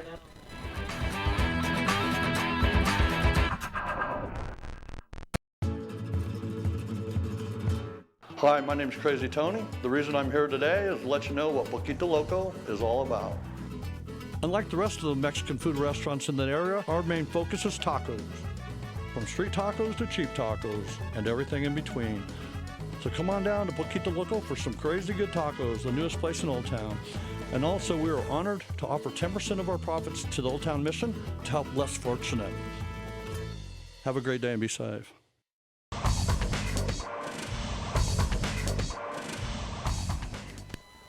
21-7, the Marauders lead by 14 with 28 seconds to go here in the second quarter. Their largest lead all season long. Still looking for their first victory on the season. And right now in prime position to earn that victory.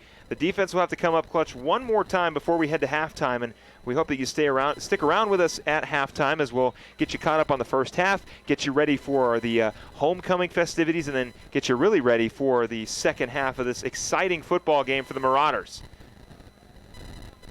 It was a rushing touchdown by Meyer and 2 passing touchdowns by Harrison, and the Marauders are up 21-7. That ball will be received around the 5-yard line. Porter past the 20, cutting back past the 25, brought down around the 27. Yeah, going to be a real long field for Mohave, especially with only 22 seconds left. So we'll see what they do.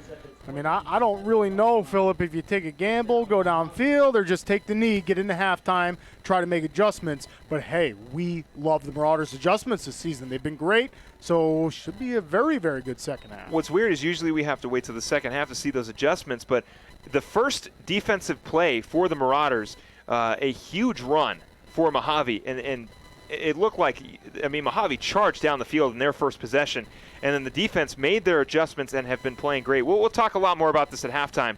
Resendez hands it off left side. That is going to be Foster. He's going to get brought down around the, we got a lot of touching going on down there. And there's a flag on the field. It's going to be a personal foul for sure. Not sure who initiated it, but getting a little chippy now. Yeah, Mojave's waving at Mingus. Mingus waving at Mohave. Well, vice versa here. Let's see what the refs call it. Well, that run, a good run there by Foster. It's going to be a personal foul on the Marauders, and that's going to push them up 15 yards. And that's going to help Mohave a little bit, but still, you only have 14 seconds left. So Marauders really got to play it safe here. Drop some guys back, and boy, Philip, I love it. You can see these guys getting the crowd into it before halftime, getting everyone amped up. Yeah, Marauders would love another defensive stop. We've got a timeout on the field of the Marauders. When we come back, we'll get you the rest of this second quarter and head into halftime right here on KYBC and Verde Valley TV.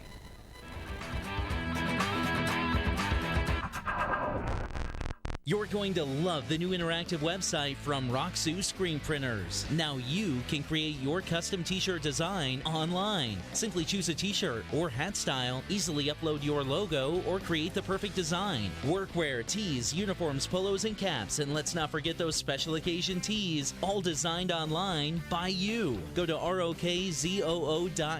Roxu Screen Printing in Cottonwood, where clothing comes to rock. 24/7 at the all-new Roxu.com. Want to welcome you back to Bright Field. Our score 21-7 with 14 seconds to go here in the second quarter. Mohave looking to put some more points on the board before we head into halftime. Their offense has been slowed down a little bit here in their last 2 possessions, but let's not forget this is a team that is not afraid to break something off and break something off for long. We've seen it a few times. Resendez takes the snap, hands it off up the middle. That is going to be Porter, and he is brought down. Yeah, and these guys have definitely used a couple different weapons. But, yeah, it looks like Mojave's just kind of playing it safe. Down to 3 seconds now. Not sure if another timeout was just called or not, but a good run by Porter. And we have a timeout as well. We're gonna stay right here. We've only got about 3 seconds here in the second quarter. 21-7 is our score, and the Marauders' offense has really come alive. Yeah, for sure. And Mojave's definitely been slowed down. You can tell the Marauders made some adjustments against that wing T offense. Like you said, Philip, Mohave did a great job that first drive of going right down the field. It was like 15-yard run, 12-yard run, and Marauders did a great job of getting on the sidelines. Coach Yamani's out there, Anguiano, and these guys are huddling the boys up and saying, hey, here's what we need to do. We've seen this all week in practice. We've been running it against each other, and they've done a great job of stopping it. I'm excited to see the halftime adjustment. Well, they've seen this offense a few times as well, you know, and it's an offense that's beaten them. And to the credit, of course, I know the Marauders are up by 14, but to the credit of Mohave, they have broken off a few big runs, minus that fumble recovery and minus a penalty and a stop on 4th down. Mohave was really pushing the ball up, and they're still moving the ball well. Right, and Mingus just doing a good job of weathering the storm and stopping these guys when they need to. Resendez shotgun formation. Takes the snap, looking to pass. Man open on the right side. They're going to look to throw. It is intercepted around the 20. past the 30. The Marauders past the 40. Going into halftime past the 50 and brought down. No, still on his feet. Past the 55, 40. 45, going past the 30. Is that Alvarez? Alvarez still going. Finally gets brought down around the 25 as time expires. What a way to send us into halftime. Alvarez is all over the field, and he was just waiting back there, Philip. He was licking his chops. That ball was in the air, came down with it, and tried to get the pick six. He tried and did a great job reversing field, trying to do everything he can to get in the end zone, but he comes up short. Marauders are going to maintain the 21-7 lead. We are fired up here at Brightfield as we head to halftime. The Marauders with their biggest lead of the season, 21-7 as we head into halftime. Stay right here. We'll be right back to get you caught up on the first half and get you ready for the second half. Don't go anywhere.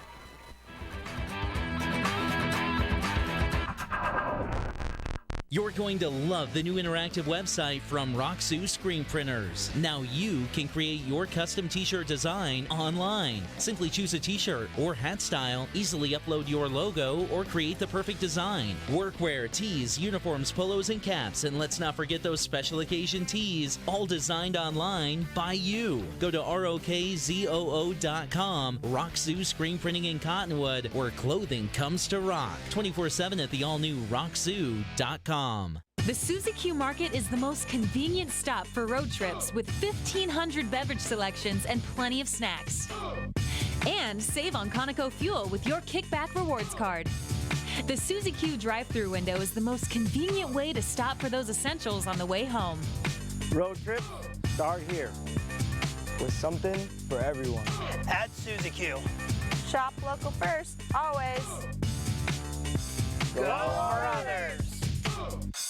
Two things we can count on every year. A new set of tax rules and great weather here in northern Arizona. Jackson Hewitt Tax Service, locally owned and operated by Lewis Rice since 1997, is here for you all year long. Your neighborhood Jackson Hewitt Tax Office will help you in all of your taxing situations. Electronic filing is always free with your tax preparation at Jackson Hewitt Tax Service. Get more in return. Call 1-800-234-1040 for an office near you.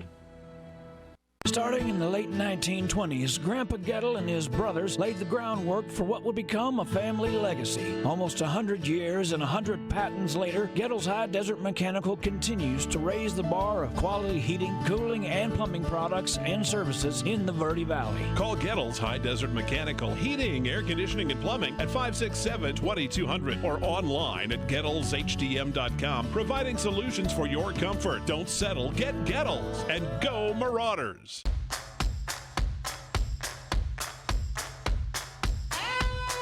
So I'm really happy that I decided to start flying as a career. It just gives me a sense of confidence that I never really experienced before in my life.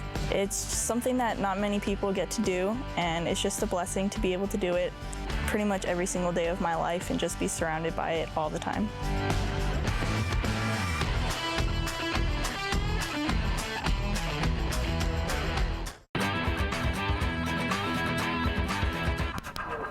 Want to welcome you back inside the broadcast booth here on KYBC and Verde Valley TV. Philip Katafo alongside Nick Yatsenko. 21-7 is our score, and the Marauders up by 14, their largest lead in the season so far. Looking for their first victory. You can see that is the class of 1979 celebrating their 40th anniversary. It is homecoming here at Brightfield. The festivities are just getting underway, and they've got a lot to be excited about, Nick. Just incredible. What a night to get our first big lead of the season, up by 14 points. Mingus is doing a great job so far. We're going to talk about some stats shortly, but hey, I'm excited to see the adjustments we make. Mohave kind of started out hot on offense, and then Marauders really put him to a stop, and then ended that half with just a huge interception, and Alvarez almost takes it to the house. So great job by the Marauders in the first half, and everyone's fired up here at homecoming, and Marauders are taking it. Yeah, and exactly. We talk about the offense, which is kept the Marauders in games for the most part, putting up some scores, and we know that last week the defense struggled a lot against Lee Williams, and arguably have been struggling a lot all season long, but tonight I'd say the defense is one of the strongest aspects of tonight's game. They are coming up clutch when they need to. A fumble recovery from Alvarez, a interception from Alvarez, and then a fourth down stop for the Marauders.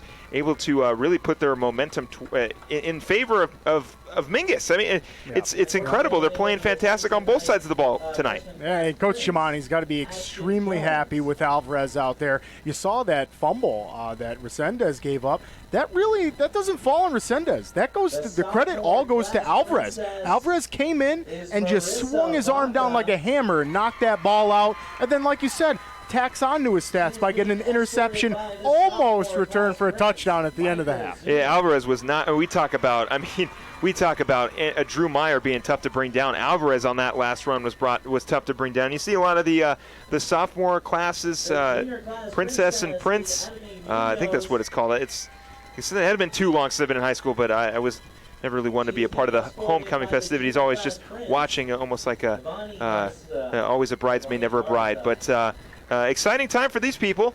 Incredible, and the football guys are all kind of wanting to come out and see who wins and who's running and everything, but you can't because you know what? You're in there getting coached up. Coach Ortiz, Coach Amani are making their adjustments right now as we speak, and the homecoming is happening. So there might be a few Marauders out here. I don't really see any football players, but typically in the previous years I've seen some guys come right out in their pads, and you got to think coaches are like, hey, we need him back in here. We're making some adjustments. And we've got that's Emma Warner. She is a senior here at Mingus. And then there's Andrew. I'm not sure if that's Andrew Peterson. I don't think so. I'm going to be honest. I don't really know these kids. But the nominees, we've got Emma Warner, Andrew Peterson. We've got Kaylee Kreiner. We've got Christian Mossel. I mean, exciting time for these people. Yeah, what a night, and they can't wait to see who's going to win it. The whole crowd, everybody's quiet as a mouse as they're announcing these guys. It's awesome. And, cheerleaders, everybody got parents, family, friends, all the alumni here. It's just a great night to be watching these kids try to win this. And, they were trying to sell themselves all week in school the previous few weeks, saying, hey, I'm running for homecoming king. I'm going for it. Now, you were a Mingus Marauder. I was a Shadow Hills Knight in California, and I remember, I don't know, is it something they don't do in Arizona, but I know in California we had the floats. We had homecoming floats. Each class would put together a float, and then they'd vote on the best float, and then we'd have the king and queen, or maybe I'm mixing that up with something else. No, it was something we did. We did that. You did? It's just with the new field, Philip. I think the new field stopped that tradition, being the brand new turf and all that good stuff that the players are on, but yeah, we used to do that back in the day, but not anymore. The kids are walking on some extremely nice turf out there. Yeah, Christian Moselle. I messed up his last name, but it is Moselle. You see him out there with Kaylee. Looking dapper with the bow tie. Yeah, with the bow tie. Yeah. Classic look. And you've got Andrew and Emma, I think, on the left. Andrew going with no tie. And both the women wearing dresses. Yeah, a couple empty seats in the middle. That homecoming king and homecoming queen. They can't wait to. There's the shot right there. Everybody's kind of awaiting. So we're gonna just be quiet here for a second so that everybody can hear the winners. There you go. We need the drum roll.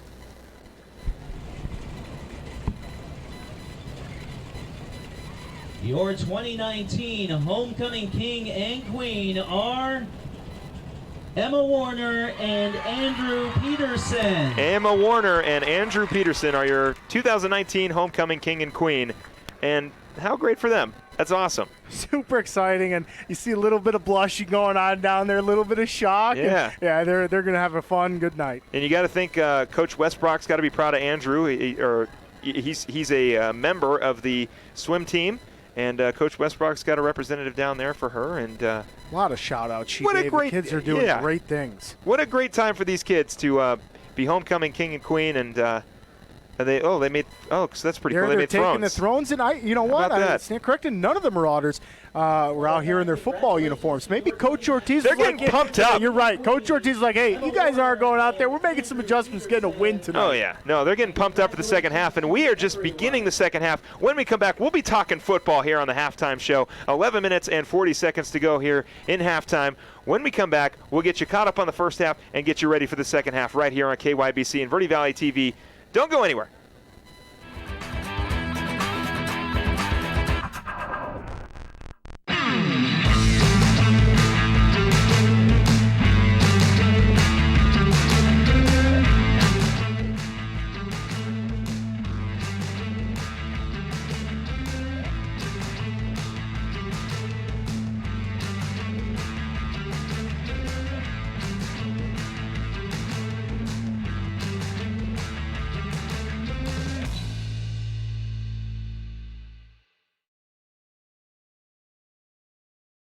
People always ask us, what makes us different from other car dealers? Being different is a simple idea. We believe that everyone deserves to drive a nicer, newer car. That belief drives the entire team at Oxendale Chrysler Jeep Dodge Ram to try harder and work smarter. We're dedicated to helping you find or fix the perfect car for your life and budget. Whatever it is keeping you from driving the car you want, we'll guarantee to do our best to help you. We're Oxendale Chrysler Dodge Jeep Ram, and we are a dealer for you. Visit our showroom in Cottonwood or see all the deals at mattsays.yes.com. You're going to love the new interactive website from Roxu Screen Printers. Now you can create your custom t-shirt design online. Simply choose a t-shirt or hat style, easily upload your logo, or create the perfect design. Workwear, tees, uniforms, polos, and caps, and let's not forget those special occasion tees, all designed online by you. Go to ROKZOO.com, Roxu Screen Printing in Cottonwood, where clothing comes to rock. 24/7 at the all-new Roxu.com. Want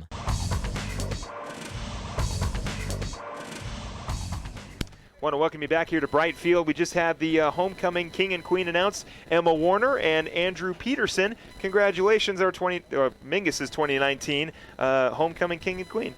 Very exciting, and member of the swim team. How exciting is that? We had Gretchen on earlier, and she must be extremely excited. We've got some members from the Cottonwood PD as well as Cottonwood Fire. Got a chance to talk with Rick Contreras earlier in the week. Love talking to Rick and all of our other fire representatives and our fire marshals, fire chiefs, everybody.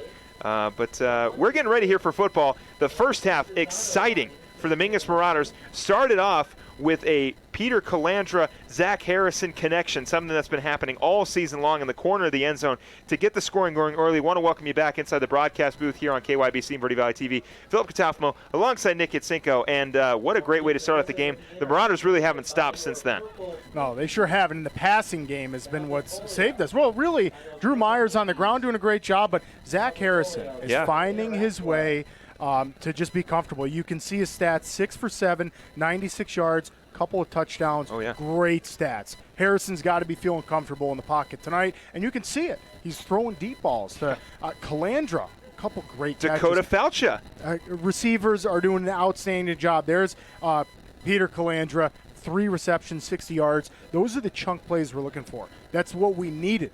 And we got him here in the first half, and that's just a great job. Falcha, more chunk yards. Right. 3 receptions, 36 yards, touchdowns. Both the receivers got touchdowns. Gotta love it. Yeah, you got to love it, of course. And Peter Calandra was a big X factor in the last game against Lee Williams. He had over 100 yards receiving and 2 touchdowns as well. Finding the end zone early in this one, the Marauders were able to get a 2-point conversion from Angelo Alvarez. And I mean, Angelo Alvarez is having quite an incredible night. He's got technically a rushing touchdown, although it was a 2-point conversion. He's got an interception. He's got a forced fumble. He's playing fantastic on both ends of the field. He's having quite a homecoming night. He really is. Quite a homecoming night. And he is our homecoming king. He is our homecoming king. So far, he's the shining Marauder for us tonight. But, hey, we've seen a lot of shining Marauders. That's right. I mean, Andrew Meyer on the ground still.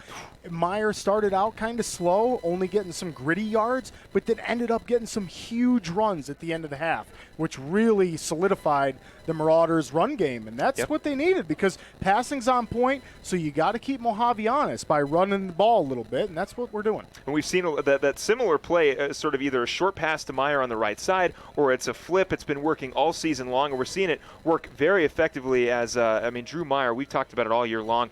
Whenever there's a few bodies on him, he's able to just continue to churn his legs and fight for more yards. You see there, 8 carries, 131 yards and a touchdown. He's going to probably eclipse over 200 by the end of tonight with the way that he's running, and the running game is working well. The defense is playing better than it's played all season long. They've had some great stops. We mentioned the Angelo Alvarez fumble recovery, the interception. The defense, Clay Griffin coming back, has really helped solidify the corners along with Ryan Griffin, and they are playing fantastic. Yeah, it certainly has, and this is what happens when you put both your run game and pass game together. It's dangerous, and we got a 14-point lead. And it's just exciting, and it's homecoming. What a better time for that. Yeah, and the Marauders are playing great on homecoming. Right now leading 21-7. When we come back, we're getting ready for the second half here as we are in halftime at Bright Field. When we come back, more football on the way right here on KYBC and Verde Valley TV.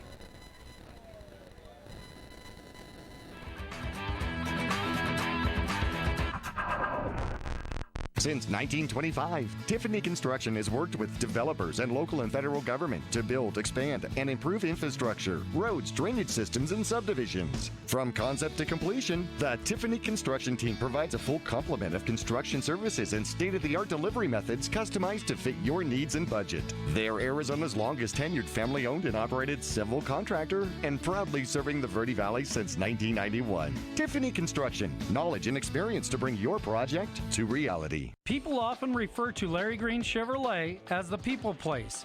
Keeping that reputation is a priority in the community and with every customer that comes through the door. Larry Green Chevrolet, we're better and we'll prove it. If you're in the market for a new or pre-owned car, truck, van, or SUV, you'll find our selection extensive and the sales team professional and courteous.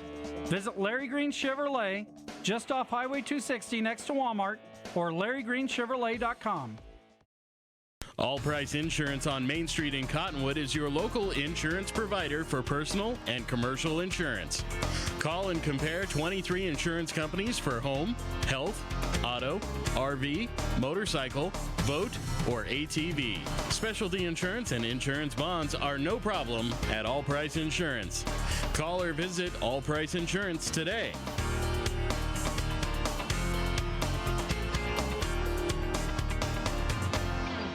Two things we can count on every year: a new set of tax rules and great weather here in northern Arizona. Jackson Hewitt Tax Service, locally owned and operated by Lewis Rice since 1997, is here for you all year long. Your neighborhood Jackson Hewitt Tax Office will help you in all of your taxing situations. Electronic filing is always free with your tax preparation at Jackson Hewitt Tax Service. Get more in return. Call 1-800-234-1040 for an office near you.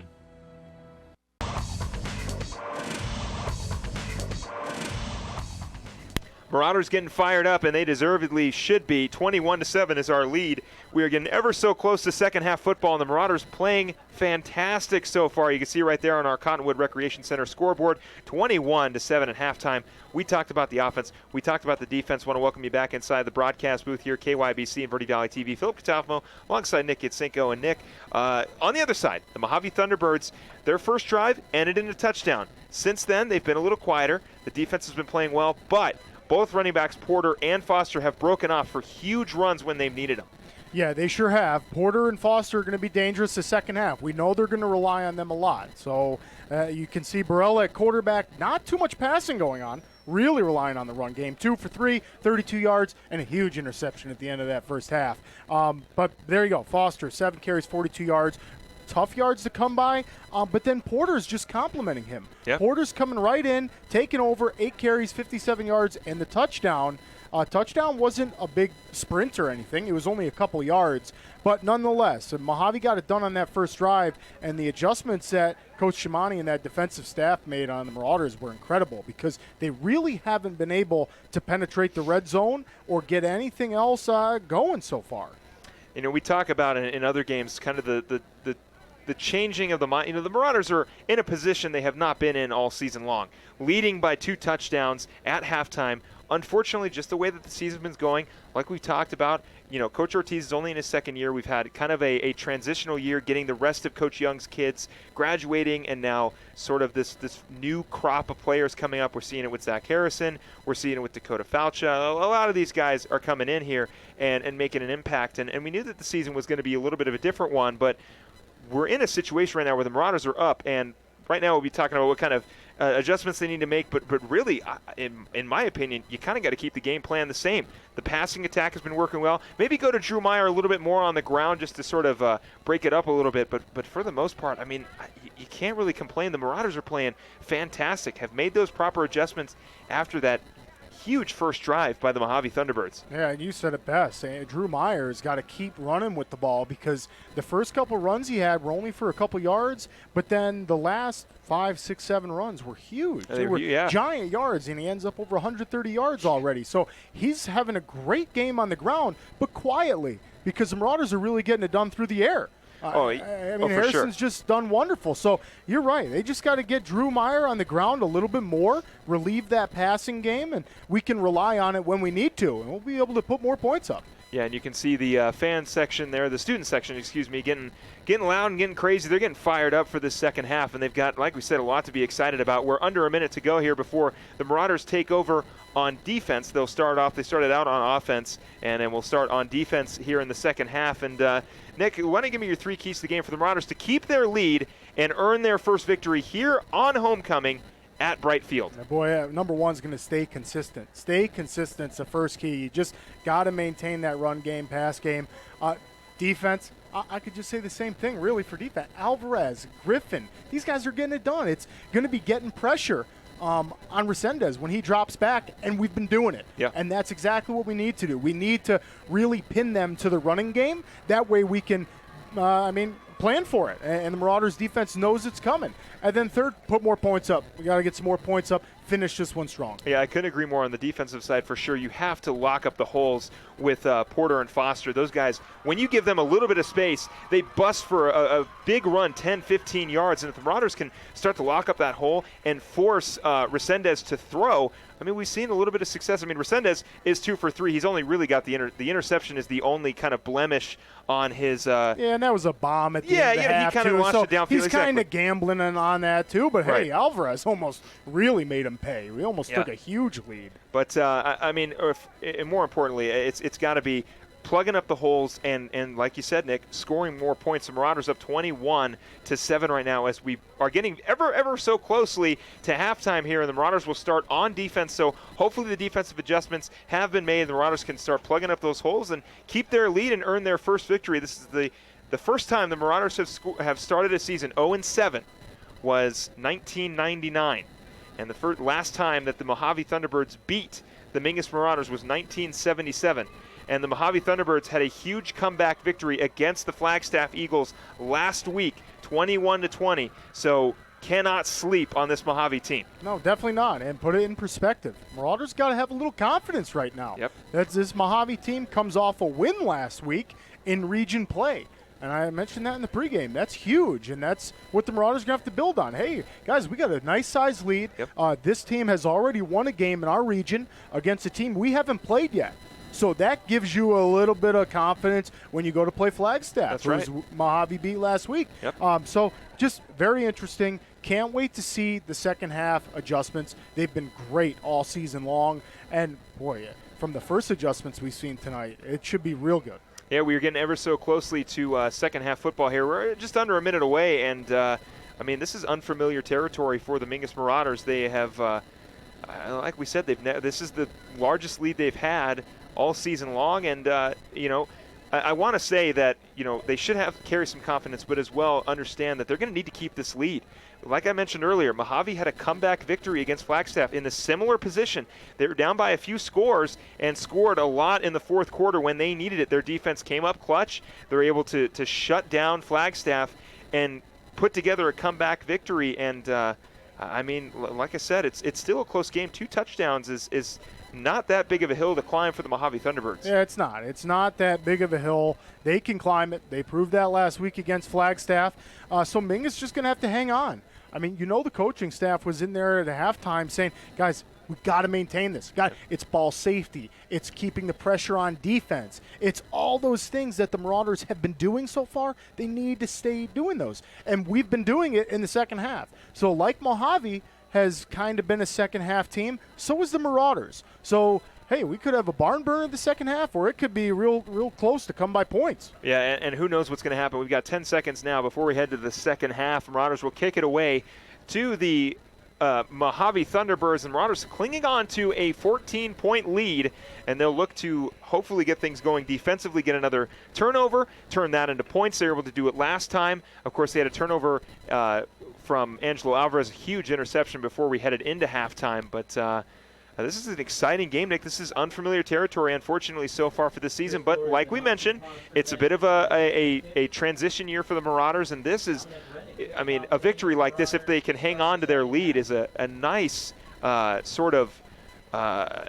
confidence booster going into their bye week. Everything. Going into next season even. Yeah. A win tonight at homecoming in front of their crowd. What better way to get your first win than at home? It would be huge. Marauders got to maintain and be consistent the second half. Rennick will send it downfield. We are underway here for the second half. That one will go out of bounds around the 19-yard line, and the Marauders will start off on defense looking to keep things quiet on the side of the Thunderbirds. Have done it so far. And how about Dominic Rennick, though? Has been a solid kicker so far and playing defense and offense for the Marauders. Yeah, just under 40 yards, averaging on punts or on kickoffs, and just over 30 yards on punts. It's just a great job. That's how you win the field position battle. Rennick's done a great job kicking for the Marauders, and here again, Mohave's going to have a real long field to go. Well, this is right here the opportunity for the Marauders to start things off hot on the defensive end. 21-7 is our score as we begin the third quarter. I want to thank you for joining us on KYBC and Verde Valley TV. Marauders trying to keep their lead hefty again. The Mohave Thunderbirds able to put together a comeback win against the Flagstaff Eagles, and that is not one way you're going to be able to do it. A huge stop. Trevor Hoke with a big tackle to shut down the run. Hoke and Ilion Martinez. Yeah, that's an awesome job by Hoke and Martinez getting in there. And yeah, Philip, you nailed it. That's exactly how the Marauders wanted to start this second half. Porter goes down for a loss. So a 3-yard loss on that tackle by Martinez and Hoke. And now Mohave will work with a little bit less distance to the first down. Shotgun formation. Resendez takes the snap, hands it off, right side. That's Porter. Porter this time is brought down to the original line of scrimmage, so they'll get a 3-yard gain after losing 3. Yeah, he's just going to get his yardage back. And great job by, you see Ryan Griffin stepping over him out there. Great job by the defensive line, standing him up. And they just really pinned the Mohave Thunderbirds. They're not able to break through the hole. And, boy, so far, Porter's had a tough time getting the ball going so far, and that's exactly how the Marauders wanted to start. Well, Porter and Foster, I mean, we mentioned it at halftime. When they've got a hole, they take advantage. And I'm pretty sure Coach Ortiz and Coach Germani was in the ears of the defensive line and middle linebackers, clog those holes as much as possible. Resendez hands it off. He's going to take it. It's going to be a direct snap actually to Foster, and Foster's going to slip but get the first down. Boy, and that's a fortunate slip there for the Marauders. Foster looked like he was building some speed going up. Well, you can see the replay here. Senda's going to get this. Oh, no, that's a direct snap. Yeah, it's a direct snap. A little bit of wildcat in there, and Foster, some speed. Well, like we mentioned, Foster had a hole. He took advantage of it and was able to get the first down a lot more. So the Marauders starting off getting a loss, and Mohave's offense doing a good job of getting back those yards they lost. Yeah, and they're moving up the field a little bit, and Marauders adjustments we're going to hopefully see shortly. We've seen Foster in that wildcat. That's a different look. Porter fumbles it, recovers it. It's going to be a loss.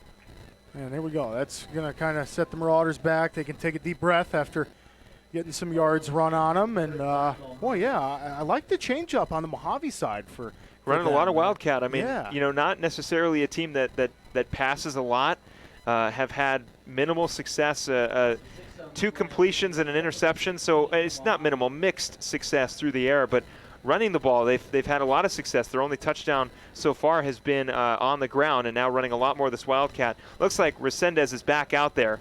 It is Porter and Foster on his left and right. Resendez takes the snap, hands it off. Foster, he's got some room, breaks a tackle, right side, past the 50, past the 40. 45-30 is going to get brought down and tackled down by Alvarez, a touchdown-saving tackle, and brought down around the 25. Yeah, boy, that's just a huge run by Foster out there. He really shows his speed, but Alvarez has got some more speed. There you see Foster, great job breaking down. Oh, man, you ain't going to outrun Alvarez. Yeah, Alvarez was right next to him. 8 tackles, 2 sacks, 5 assists. You can add an interception to that stat line as well. 18 total tackles for Alvarez. And Angelo Alvarez has looked pretty good so far tonight and comes up clutch once again. Resendez, shotgun formation. In that Y formation. Takes the snap, hands it off. That's going to be Porter this time, and he's going to get shut down after about a 3-yard gain. Yeah, and they're going to kind of go back and forth between their weapons, and that's credit to Mohave there, trying to mix it up and giving Mingus a different look each time they run it. But nonetheless, Foster with a huge gain on that last play. Porter able to come in, give him some relief, and get almost 5 yards. So Mingus is just going to kind of stop these guys on this drive, but hey, this is going to be a dogfight. We called it in the pregame. Yeah, Mohave finding similar success that they had early on in their first drive in the first quarter when it resulted in a touchdown. Similar result here. They've just been pushing the ball and fighting and getting as many yards as possible. Direct snap. That's going to be Foster fighting his way for a first down. Flag is down, and Foster is still going, finally brought down around the 10. Yeah, boy, just incredible. Almost like the ref blew the whistle and the Marauders kind of stopped trying to take Foster down, but Foster keeps moving upfield. We'll see what the ref saw on that play. So we will – it's a personal foul. It's a face mask on the Marauders, so that's going to push them up even more towards the end zone. So early mistakes for the Marauders. And then we've got a personal foul. Oh, excuse me, that's the same play. So we got a personal foul on the side of the Marauders, a face mask call, so that's going to put them 1st and 5. And that's just a good Wildcat run from Foster on that, too. That's something Mingus hasn't seen, so Mohave really changing it up. Resendez, shotgun formation, hands it off right side. That is Porter. He's going to get brought down. Great stop by the Marauders on the left side. Yeah, that's a great goal line defense by Mingus. They kind of knew what was coming on that play, it looked like. All the Marauders were on the right side of the field kind of waiting. Oh. There is a flag on the field, and we'll see if that one gets brought back. And still waiting to see the call here. It is going to be another personal foul, this time on the Marauders. It's going to push the Mohave basically to the goal line.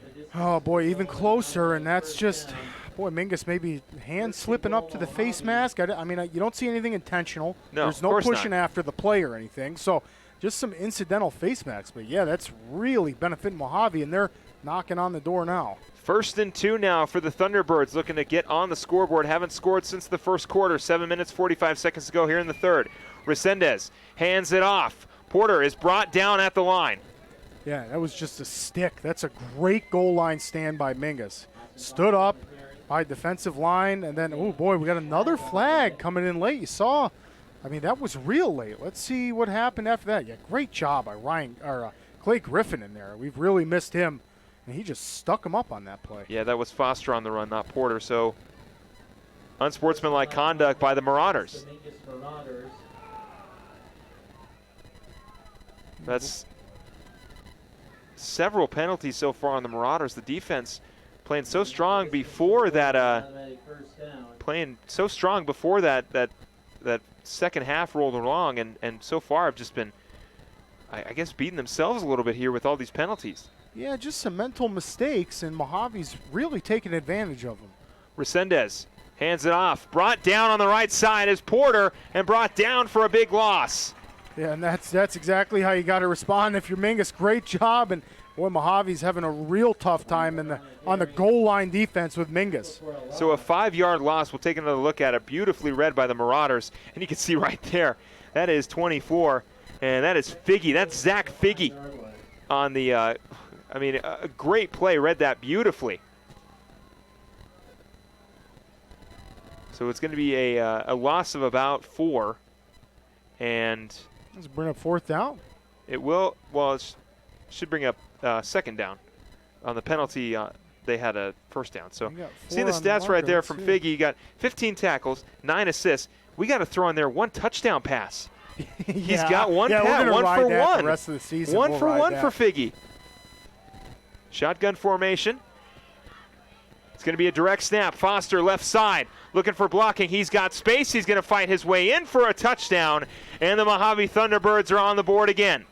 Yeah, and that's just a good job Mohave punching it in. I mean, they had 3 or 4 plays almost within the 5-yard line. So good job by Mingus trying to keep him out. But Mojave's going to cut into this lead we have.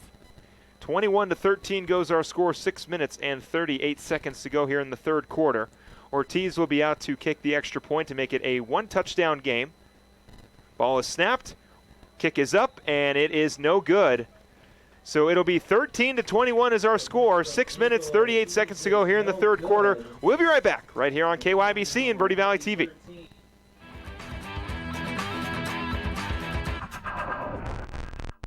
People always ask us, what makes us different from other car dealers? Being different is a simple idea. We believe that everyone deserves to drive a nicer, newer car. That belief drives the entire team at Oxendale Chrysler Jeep Dodge Ram to try harder and work smarter. We're dedicated to helping you find or fix the perfect car for your life and budget. Whatever it is keeping you from driving the car you want, we'll guarantee to do our best to help you. We're Oxendale Chrysler Dodge Jeep Ram, and we are a dealer for you. Visit our showroom in Cottonwood or see all the deals at mattsays.yes.com.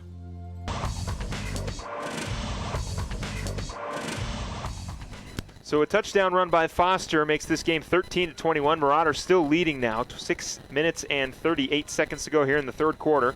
Marauders looking to answer back with a touchdown of their own here and keep this game a 2-score game. Right now an 8-point lead for the Marauders. Mohave obviously made some good adjustments on their offensive side, coming in and scoring on their first drive. So let's see if Mingus can answer. Ortiz sends it downfield. Marauders will return it around the 10-yard line. Past the 10, now past the 20. Still on his feet. Past the 25, gets brought down around the 28. Yeah, nice job. Almost That was getting Moya. to the 30-yard. And Moya, I love bringing these guys in. These guys have been clutch for us and haven't seen too much Micah Johnson, but hey, it's early. It's the beginning of the second half. Maybe we're going to see him now. Well, it'll be definitely saw him in the beginning of the second half last week, so That's let's right. see if we pull him out tonight. Well, huge opportunity here for the Marauders to get things going on the offensive side here in the second quarter. The defense giving up a touchdown, making this game an 8-point lead for the Marauders. 6 minutes, 30 seconds to go here in the third quarter. Harrison hustling over to the line. 2 wide receivers on both ends for Harrison, running back in the backfield. There's Micah Johnson lined up at fullback. Sort of a strong, weak side formation here for the Marauders. Gonna take the snap, hand it off. Meyer up the middle. Looking to fight for a few yards, still on his feet. He'll get brought down. About a 3-yard gain for Drew Meyer. Yeah, and those are the tough yards we rely on Drew for. Great job turning his feet, getting upfield, and Marauders are definitely you're going to see a lot of ball safety in this half. We're going to see a lot of Drew holding on to that football really tight when he gets into that pile. Yeah, nice job by these guys just slowly marching down. You don't need to get it all in one.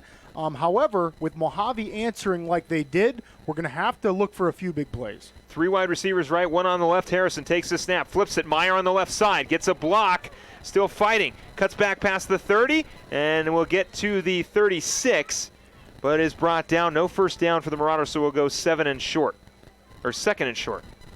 Yeah, and just another pitch out to Meyer. That play's been great for the Marauders tonight so far, and not so much that time, but it is going to set up a manageable third down. So yes, 3rd and 5 for the Marauders.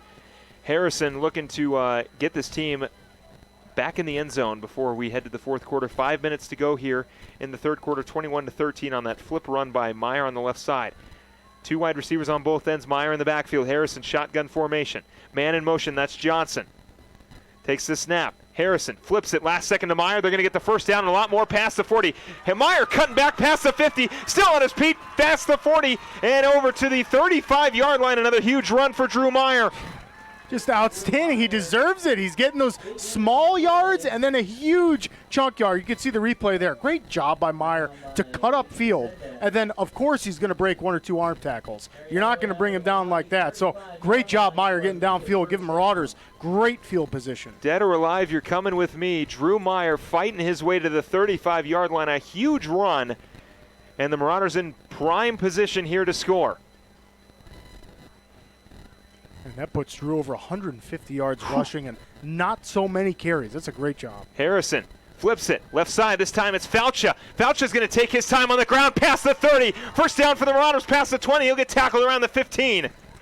What a great combination to go to Faucha. So you get Meyer in there with big guy who's going to break a lot of tackles and sprint down the field. And then you got Faucha, who, watch a replay here, he's going to just burst into that open field. And, yeah, it's tough to catch right there. Lucky he got a jersey grab on that. That was the quarterback for Mohave. That was Resendez on the tackle, bringing down Dakota Faucha, but not before a huge run by Dakota Faucha. He's already got a receiving touchdown. You could put some rushing yards down there on his stats. 4 minutes, 30 seconds to go here in the third quarter. Marauders looking to get into the end zone and extend their lead. They're up 8 right now. Shotgun formation, Harrison. Wide receivers on both ends, man in motion. That's going to be Meyer, right side. Meyer with the reception. Pass the 15, pass the 10. Meyer to the pylon. He's in for a touchdown. Marauders are on the board again. That's just an excellent job by Mingus coming back, answering that Mohave touchdown to maintain their lead, and they could even build on it more. Drew Meyer finding another touchdown, found one on the ground, this time through the air, and the Marauders have extended their lead 27-13. And that's just an excellent job by using that passing. We're going to get it with the run game, get it with the pass game, and boy, Philip, during the post-game show, we will be talking about how well the Marauders are putting it together so far. Rennick lining up for the extra point to make it 28-13. Marauders extending their lead. Ball is snapped. Kick is up. It is through the uprights. Dominic Rennick sends it through, and the Marauders extend their lead 28-13. We've got 4 minutes and 24 seconds to go here in the third quarter. Marauders will take over on defense on the other side of this break.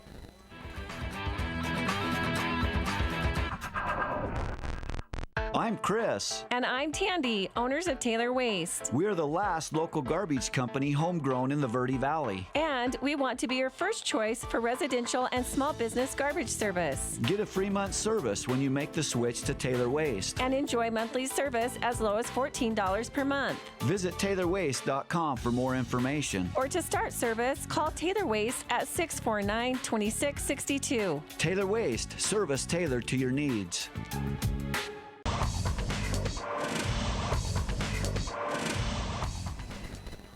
4 minutes and 24 seconds to go here in the third quarter. 28-13 is our score. A receiving touchdown for Drew Meyer this time. Was able to find one on the ground and then found one through the air and extending the lead for the Marauders. And with 4 minutes and 24 seconds to go here, they'll take over on defense after the kick. That's a great answer by Mingus. And that's exactly what they needed. Now they got a 15-point lead, and it's only growing. So good job by the Marauders, and we'll see if Mohave can come back, and we might have a barn burner. Rennick sends that one downfield to be received around the 8-yard line. Cutting back past the 20, and we get brought down around the 22-yard line. So the Mohave Thunderbirds will take over on offense, and the Mingus Marauders are looking to get a stop and get the offense back on the field to extend their lead. Yeah, you know that's what the offense is doing on the sidelines, drawing up some more plays. They're like, hey, let's get back out there. And hopefully Coach Shimani's got these guys fired up, and they're ready to go. They're amping up the crowd, and the defensive line has been playing stellar. And they need to keep it up. Consistency is one of the keys we talked about. Now, we let Mohave go down and score. That's okay. We got to be consistent, and it wasn't like we gave up a 50-yard touchdown run. They had some chunk plays, but Marauders got to stop them short. Resendez takes the snap. He's going to hand it off. Porter on the right side. Porter is going to get a 6-yard gain. And, you know, defense, though, has been playing pretty well for the Marauders so far. Yeah, and what a better time than, like, in the middle of region play here. Mojave's got a win in the region already, and Mingus really looking comfortable. Yeah, and what's funny enough is to begin the first quarter, the Thunderbirds did exactly what they did here in their last possession, able to go in for a touchdown, right. Did not score until the third quarter to start off the second half. Like I just said, they were able to find a rushing touchdown. The Marauders defense was able to make the adjustments and get the stops. 2nd and 6 now. Resendez takes the snap. He's going to take it himself on the right side. Man coming in, pushing him out of bounds, about a 2-yard gain. Yeah, nice job by the pursuit of the Marauders there. That's how you contain him. He's going to take off, and Resendez showed some serious speed, so great job getting to the edge with him and forcing him out. That'll be 3rd and 6 here on the 26-yard line. 3 minutes, 27 seconds to go here. The Marauders looking for a stop and looking to get their offense back on the field.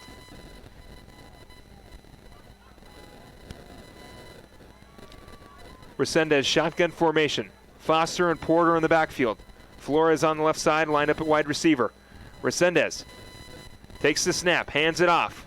Porter up the middle, a lot of room to run past the first down. That's actually going to be Foster, another big run for the Mohave Thunderbirds. We talked about it. You give them holes, they're going to take advantage. Yeah, Foster's got some serious speed, and boy, Philip, thankfully, you're going to see it on the replay. Foster got upfield and ran into his blocker right there, and that really slowed him down. He could have been gone if he didn't run into his own blocker. You're going to see it here again on this replay, and boy, Foster's got some serious speed, and that was a close one, but good job, Mingus, and you know Alvarez is in there. Looked like Clay Griffin got downfield and helped out with that tackle. Resendez shotgun formation. Resendez takes the snap. He's going to hand it off. This time it's Porter. Porter's going to get the first down and a lot more, still on his feet, and finally gets brought down around the 26-yard line. And that's a chunk gain, and that's what we talked about. Marauders were starting to stop those, and that's what we're going to have to do again. You can see right there, just Porter right up the middle, able to find a lot of space and a lot of holes, and then finally gets brought down around the 33-yard line. So 1st and 10 for the Thunderbirds.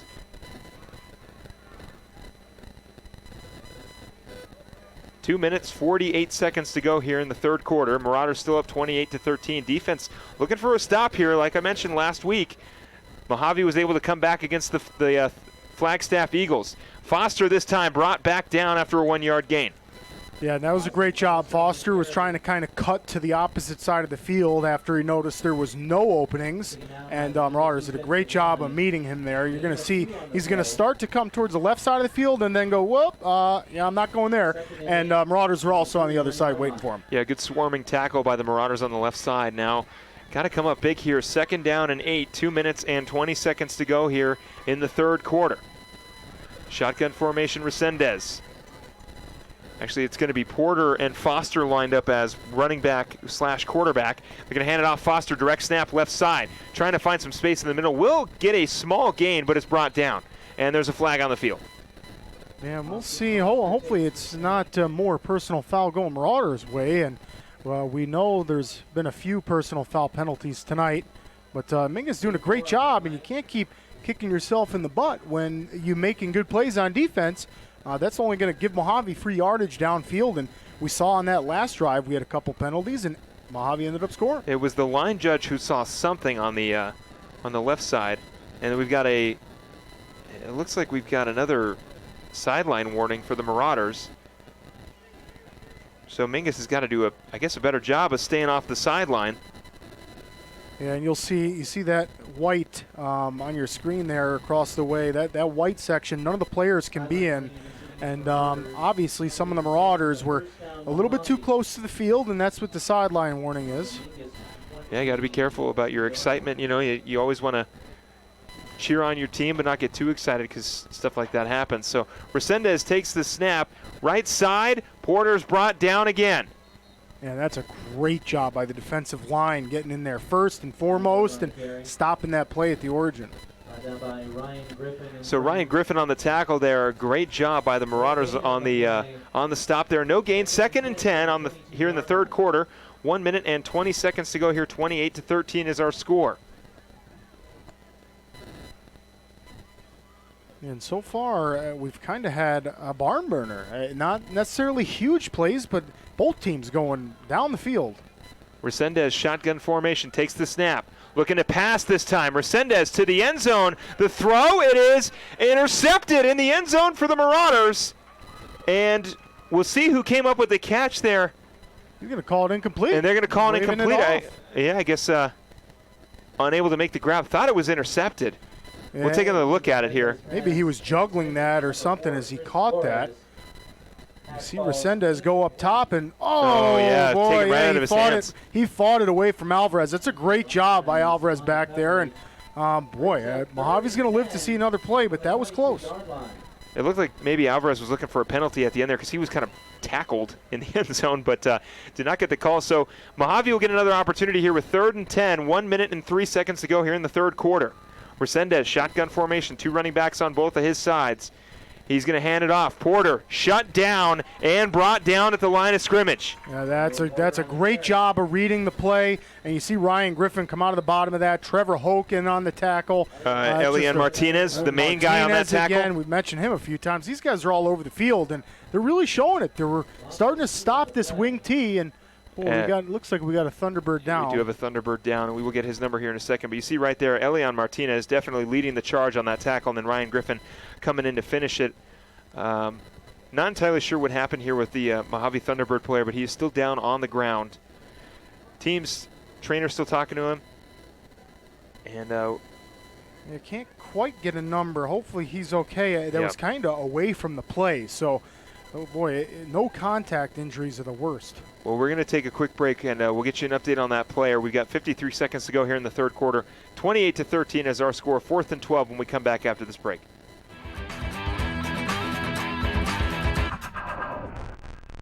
The Suzy Q Market is the most convenient stop for road trips with 1,500 beverage selections and plenty of snacks.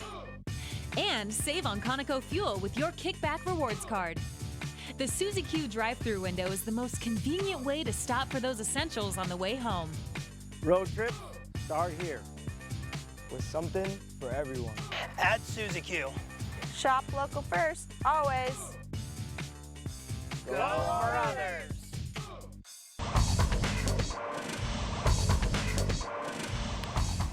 So we still got the Mohave Thunderbird down on the field.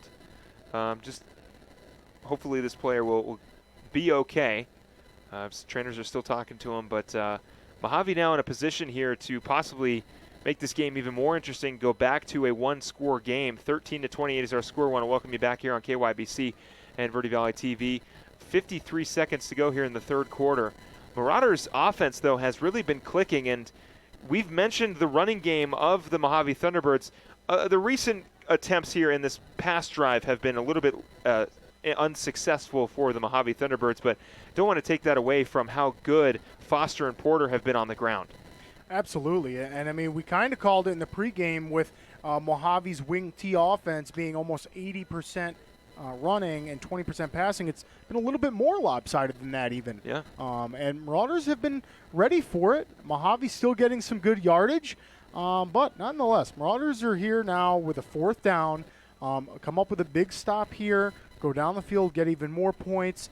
I mean, this is a huge lead, the biggest one all season. We're a 15-point lead now, and this is just a great momentum builder. This is region play, right. So this is huge. And Mojave's already beaten a region team, and Flagstaff being that team. And, boy, Mingus is going to play them later on. So hopefully we can make a statement throughout the region. Yeah, and this would be a huge statement here for the Marauders. This is kind of like a preview of how good this offense can be. Of course, we'll get Zach Harrison back next season. We'll get Drew Meyer back next season. And we'll get most of these guys except, I think, Peter Calandra. Peter Calandra on the offensive side as a receiver is the only senior. But, I mean, they'll keep Dakota Faucha, Freddie Jimenez. Jonathan Sanchez will be back next season. Trevor Hoke has been a solid receiver. And that player for the Mohave Thunderbirds is up. That is number 55. That is Chris Brown. And it's good to see him back up on his feet, making his way off the field. Maybe just got the wind knocked out of him, not entirely sure, but he is making his way off the field, and it is always a good sign to see a player get up after something like that. Yeah, hopefully nothing serious, and I mean, we can only hope that he comes back into this game, but maybe not. You got to take safety protocol there, but yep. Mojave's going to have to fill that spot, and hey, there's a huge 4th down. Marauders got a chance to make a big statement, and same with Mohave. They get this. Boy, I mean, we got ourselves a real close one. Marauders looking for a big stop here before we head to the fourth quarter. Resenez is going to throw it. Rolling left, he's got room, he's going to run. Marauders looking for a stop. They're going to get it to the 1st down. And we'll see if he was short. I think he was. Boy, that was just an incredible run by Resenez. Let's see where they mark him. I'm not entirely sure if Resenez got the 1st down on that run, but he had a lot of space on the left side. We'll take another look at it. Resenez on the run. It is going to be a 1st down, so Resenez coming up clutch for Mohave. Just incredible speed by Resenez there. Dang, I mean, he hauled it. He saw some open field and was like, all right, this is how I'm going to do it. Not through the air. On my feet, barely got it. Yeah, a great job by the quarterback for Mohave, Resenez. 36 seconds to go here, 1st down and 6. Big opportunity for Mohave to get on the board before we head to the fourth quarter. Right side, Porter cuts back, gets his way in. They will do just that and score. Yeah, and that's the answer Mohave was looking for. And, boy, unfortunately, Marauders' offense is going to have to get back on the board again. There's no time to rest or anything. Mingus' offense has got to keep it up because Mojave's offense has shown great consistency. Well, it looks to me like Mohave is going to go for 2. 19-28 is our score, looking to make it a one-score game here with 30 seconds to go in the third quarter. We are in for an exciting fourth quarter. Resenez looking to make it a one-score game. Shotgun formation. Running backs on both ends. 30 seconds to go here in the third quarter. Resendez hands it off left side. That's Foster. Foster into the end zone. He scores. 21-28 goes our score here with 30 seconds left in the third quarter. And we're going to take a look at it right here. Resendez handing it off. Foster on the left side. It's been Foster and Porter all night, and Foster fighting his way into the end zone. 21-28 is our score. We've got 30 seconds left here in the third quarter. We are in for an exciting fourth quarter when we come back on the other side of this break. Don't go anywhere.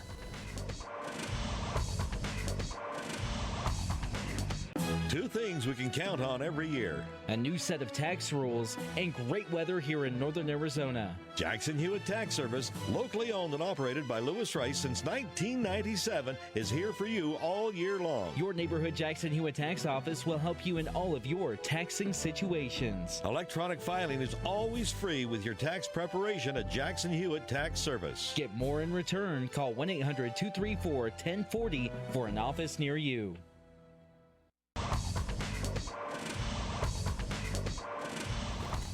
30 seconds to go here in the third quarter. Our score 28-21. Mohave able to punch it in and make this game a little more interesting. Ortiz will kick it downfield.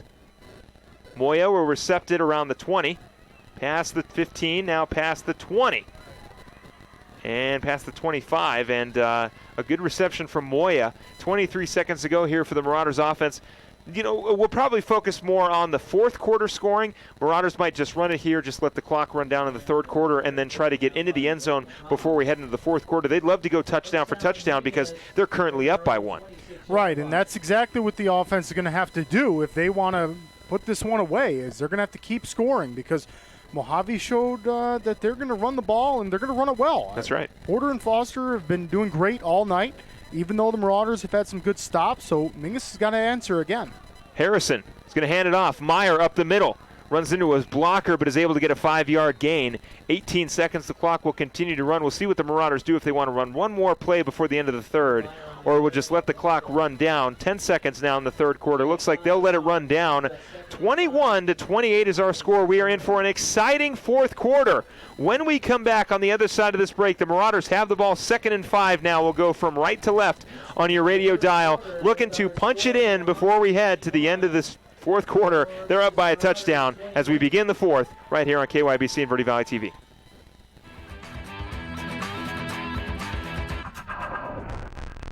The Suzy Q Market is the most convenient stop for road trips with 1,500 beverage selections and plenty of snacks. And save on Conoco fuel with your Kickback Rewards card. The Suzy Q drive-thru window is the most convenient way to stop for those essentials on the way home. Road trips start here with something for everyone. At Suzy Q. Shop local first, always. Go Marauders!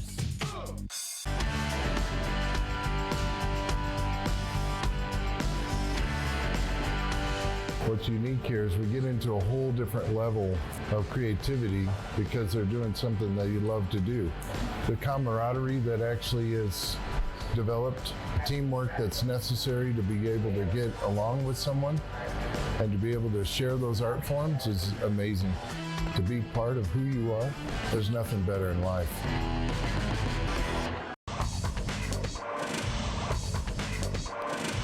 We begin the fourth quarter. The Marauders up 28-21. The student section is going crazy as the Marauders will look to get on the board and extend their lead and keep this Mohave Thunderbird team to as little a lead as possible as Meyer takes that one on the left side and goes out of bounds. I'd like to welcome you back here on KYBC, Verde Valley TV. 21-28 is our score. Marauders looking to make it a 2-score game and keep it that way. Of course, I mentioned a few times Mohave has already got a comeback win last week against Flagstaff. Yeah, and it's going to be the Marauders' offense. They've done a great job thus far on the drive, getting yardage, and they're going to have to keep doing it. They got to keep going down and getting points because, like you just said, Mohave knows how to come back, and they're currently doing that. They keep scoring when they have the ball, so we have to do the same. Mingus has got to keep scoring, and that pitch play is working out real well for us all night. 3rd and 3 for the Marauders. Johnson in motion. Harrison is going to keep it this time.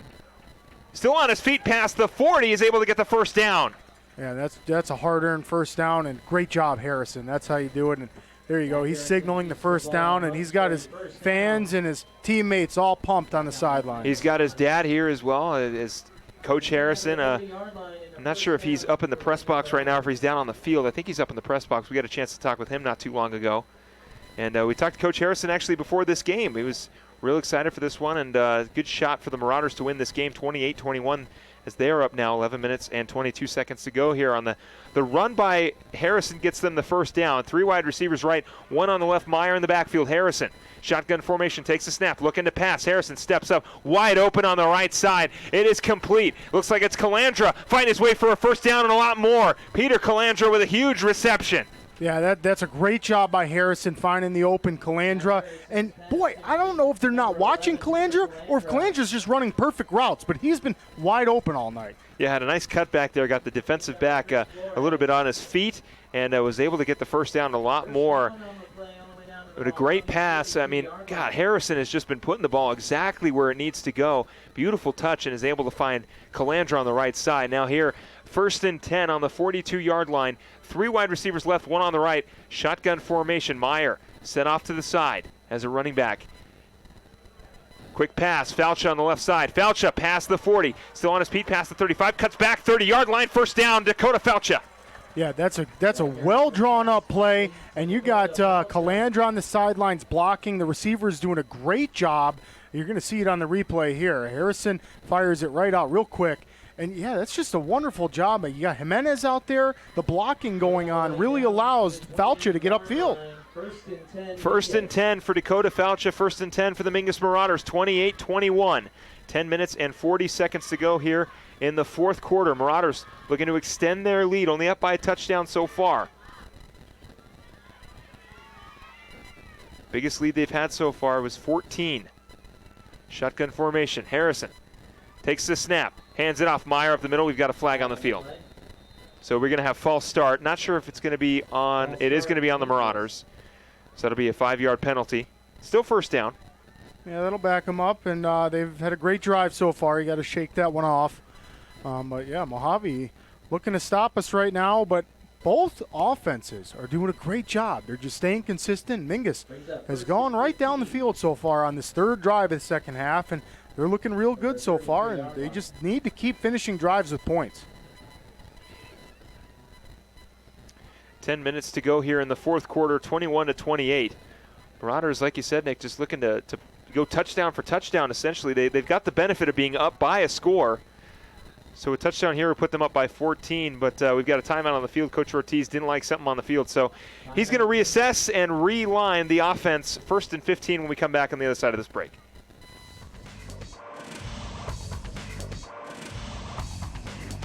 Two things we can count on every year. A new set of tax rules and great weather here in northern Arizona. Jackson Hewitt Tax Service, locally owned and operated by Lewis Rice since 1997, is here for you all year long. Your neighborhood Jackson Hewitt Tax Office will help you in all of your taxing situations. Electronic filing is always free with your tax preparation at Jackson Hewitt Tax Service. Get more in return. Call 1-800-234-1040 for an office near you.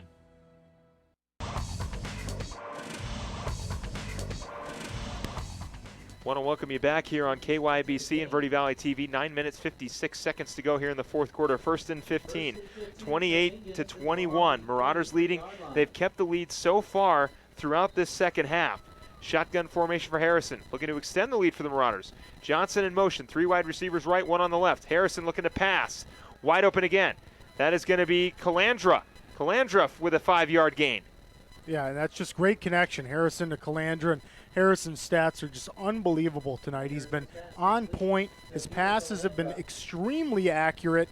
And you got to give a lot of credit to his receivers, Falcha, Calandra. These guys are coming up with great catches and going down and getting their quarterback some yards. Want to thank our sponsors, Home Furnishings Direct, Larry Green Collision, Graham's Integrity Auto Sales, and our scoreboard sponsor, Cottonwood Parks and Recreation. You can see their insignia if you're watching this game on Verde Valley TV right there by the scoreboard.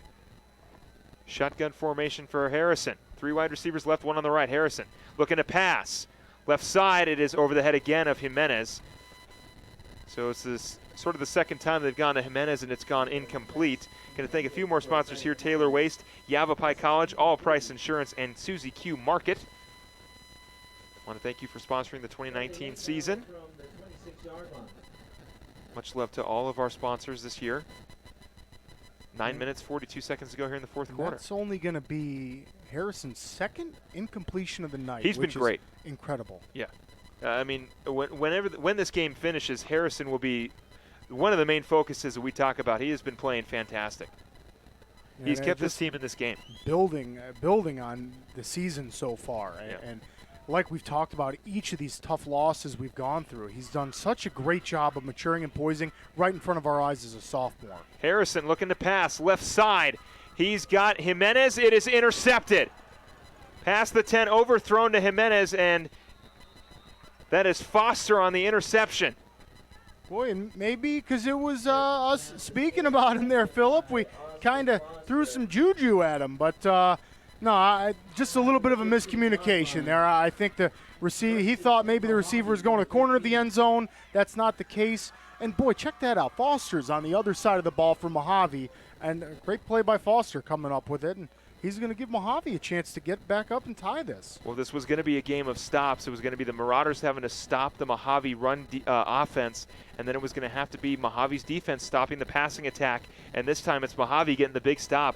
They're only down by a touchdown. 1st and 10 now on the 15-yard line. 28-21 is our score. 9 minutes, 30 seconds to go. Marauders are going to look for a big stop here. Resendez going to hand it off. Foster, left side. Foster gets brought down, and it looks like that was Moya on the tackle. We'll take another look at it. They hand it off to Foster on the left side, and Foster brought down. It was Luis Moya, number 26. Moya, one of the few seniors that we have on the squad. Yep. He'll be leaving us next season, but boy, like you said, a lot of young guys who are really going to develop over the rest of this season, the summer camps, and all that good stuff. And Marauders so far tonight looking great. Foster left side again, up the middle, brought down right at the line of scrimmage. And yeah, it's definitely going to be, it's been a really nice building year for this team. And I mean, they're going to get a couple guys back from injury. They're going to possibly maybe get transfers. Who knows? There's a lot that's going to happen. It's going to be an exciting 2020 season for the Mingus Marauders. Of course, we're still in the 2019 season. The Marauders looking for their first victory of this year, of the season. And prime position right now, 28-21, 3rd and 1 for the Mohave Thunderbirds. Marauders looking for a stop right here. Each of these 3rd and 4th downs that are coming up are just crucial. This is a tight game. Marauders haven't been in this situation before, so they're not sure how to feel out there. I know they're fired up. You can see it on the sidelines. Resendez hands it off. He's going to keep it and get brought down before the first down. That's an outstanding job, and you see Ryan Griffin getting up out of the pile. Trevor Hogue. Great sportsmanship, picking Resendez up, and Marauders doing a great job of pinning the Thunderbirds. Well, looks like we have a timeout on the field. We'll take one as well. 28-21, 4th and 1 when we come back. Mohave still with the ball, and Foster is now down grabbing that right arm. We'll get you an update on that when we come back after this break.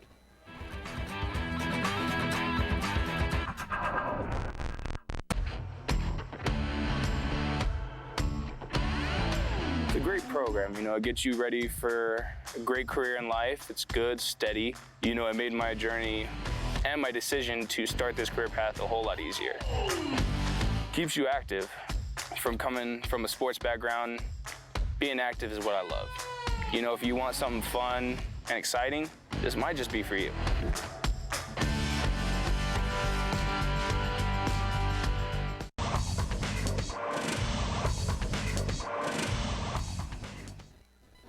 Welcome back to Bright Field here. You can see Foster currently down on the field for the Mohave Thunderbirds. He's back up on his feet and grabbing onto that right arm. Not sure if maybe he got hit in the stomach or whatever what it was, but he is up on his feet now, which is a great sign. And he's been a key contributor for the Mohave Thunderbirds so far. Foster coming up with a huge interception earlier on defense. He didn't even want to come out. You just see him trying to get back in there, and coach is like, no, you need to come over and get checked out a little bit more, make sure nothing's serious. Maybe just a cramp, too, because he was kind of clutching himself a little. Shotgun formation for Resendez. Porter in the backfield. Resendez hands it off. Porter left side looking for that first down. They'll get it and a lot more. Brought down after a 4-yard gain. Boy, and the fourth downs have really bode well for the Mohave Thunderbirds. And that's, that's either 2 or 3 fourth downs that they've converted on. And that's great momentum as an offense. They haven't had to do it on the same drive. It's been different drives that they've converted on fourth down. So let's see. And nonetheless, it was short. So, I mean, they still have a long field to go. So Mingus has got some room still, but got to come up with some big stops here. Marauders looking for a stop. 1st and 10 on the 32. 7 minutes and 10 seconds to go here. Resendez takes the snap. Low snap. He's going to have to keep it. And he'll get brought down at the line. Yeah, and that's just kind of ball safety by Resendez. He just picked it up and then ran straight into the line of scrimmage. I want to thank Larry Green Chevrolet, Rice Accounting, Jackson Hewlett, Rock Zoo Screen Printing, and Tiffany Construction for sponsoring the 2019 season. 6 minutes, 50 seconds to go here in the fourth quarter. 2nd and 10. Actually, they'll give him 2nd and 9. They'll give him a 1-yard gain on that run. We're on the 33. 28-21 our score. Marauders looking for a big stop here. It's going to be a game of stops. You can hear the crowd getting pumped up. Clay Griffin firing up the hometown fans. Foster back in the game, left side. Big running room. Alvarez coming in to bring him down. Ball is loose, and it is. Is it out of bounds or is it Marauder ball? We're going to wait for the signal. It is going to be Marauder ball. They recover the fumble, and guess who it is? Alvarez getting the fumble recovery. Getting it done for the Marauders tonight. Mingus is going to take over, and boy, it looks promising now. Good field position. Mingus got to just maintain this. And how about that? Alvarez able to strip the ball from Foster. That ball barely stayed in bounds. Incredible. That's incredible. That's what you try to teach the kids in high school. And, boy, that's tough to learn. And Alvarez has done that twice tonight. Ripped that ball out. 6 minutes, 23 seconds to go here. Marauders will take over on offense, looking to score and extend their lead. Only up by 7 right now. 3 wide receivers left. 1 on the right, man in the backfield. Harrison shotgun formation. Looking to put the Marauders up by 2 scores with 6 minutes and 23 seconds to go. Harrison takes the snap. Looking to pass. He's got Jimenez this time. Connects. Past the 30. Jimenez will go out of bounds. Brought down around the 35. We do have a flag on the field. Yeah, we'll see what the flag brings up. A great play. Harrison to Jimenez. And, hey, Harrison's finding a couple different targets tonight, and that always throws you off as a defender. Well, he's targeted Jimenez now 3 times, that time converting on the third, so third time's the charm. As Jimenez able to bring in that reception and gets brought down. We're not sure who that penalty was on. It is holding on the Marauders, so that'll push them back 5 yards. So going to be a little tougher now for Zach Harrison on that hold. Yeah, it kind of takes away from the pass play, but you got to just shake it off. Harrison will do that. He's been doing it all season, but Marauders are going to have to try that again. And they'll look to try it again here. 6 minutes, 16 seconds to go here. 1st and 15 for the Marauders now. So that completion of Jimenez almost erased, essentially. Marauders with an opportunity here, looking to extend their lead. Want to remind viewers quickly, though, we do have a bye week next week, but you can tune in to Verde Valley TV and watch a special presentation of the Sedona High School football game. We'll be there broadcasting that one. Harrison, Faucha in motion, 3 wide receivers right. Harrison looking pass. Downfield, he's got Calandra. It is incomplete. Yeah, I love the gamble there. Harrison, he floated that one right up there, and boy, just a bit too far. Calandra sprinting downfield and just under that one, but I love the play call. I love the gamble, and you got a young quarterback who's, boy, by the time he's a senior, Philip, he's going to be dropping that really in the bucket. The maturity and the blossoming of Zachary Harrison that you and I will witness over the next 2 years that he's here, not including the rest of this season, of course. It is going to be impressive where he is at next season and when he's a senior. Harrison, shotgun formation, flips it. No, he's going to keep it himself. Breaks a tackle, past the 40, gets back to the original line of scrimmage, and a great run by Harrison. That's just a beautiful job, and we talked about it earlier. We've been running that pitch play all game, and it's worked great. And here you're going to see the replay. He goes for the pitch. Mohave sees it, goes for it. Harrison keeps the ball and gets 6 yards. It's a great job by Harrison to read the defense, right? So the Marauders looking to burn as much time as they can and then try to get into the end zone last second to extend their lead even more. 21-28 is our score. Marauders leading by 7. 5 minutes and 10 seconds to go in the fourth quarter. 3rd and 8 now. Harrison looking for a big first down conversion. Shotgun formation. 2 wide receivers on both ends. Meyer in the backfield. Harrison, short pass. Meyer complete, and he fumbles it, and it goes out of bounds. So it was an incomplete pass. Excuse me, it was not a fumble. It was incomplete. He was turning upfield before he caught it. And that's okay. And Drew's looking to score there. But first you got to grab that football. So it'll be 4th and 8. The question will be is, will the Marauders go for it here on 4th and 8 and try to extend their possession time and hopefully put the ball into the end zone a lot later in the game, or are they going to go for it? It's not really field goal territory. And they're not going to punt it. Rennick is walking onto the field. Put Rennick in there for the 48 48-yarder. I think he's got the leg for it. You might as well give it a shot. See what he can do. And they're going to punt it away. Yep. So the Marauders will punt it away, and they'll look to get the ball back in the hands of their defense. 5 minutes to go here. 4th and 8. Rennick will look to punt it away. And we got a timeout on the field. So we'll see what the Marauders do on the other side of this timeout. 4 minutes, 58 seconds to go here in the fourth quarter. Marauders hanging on to a 7-point lead. 4th and 8 when we come back.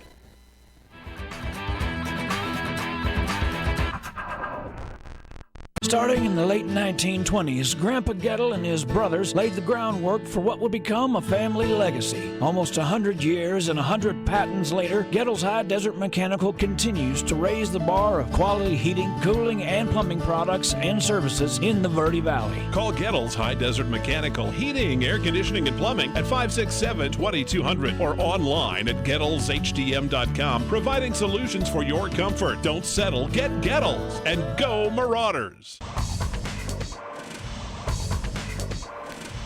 28-21 is our score, as the Marauders will look to punt it away here on 4th and 8 on the 36. Philip Catafamo alongside Nick Yatsenko.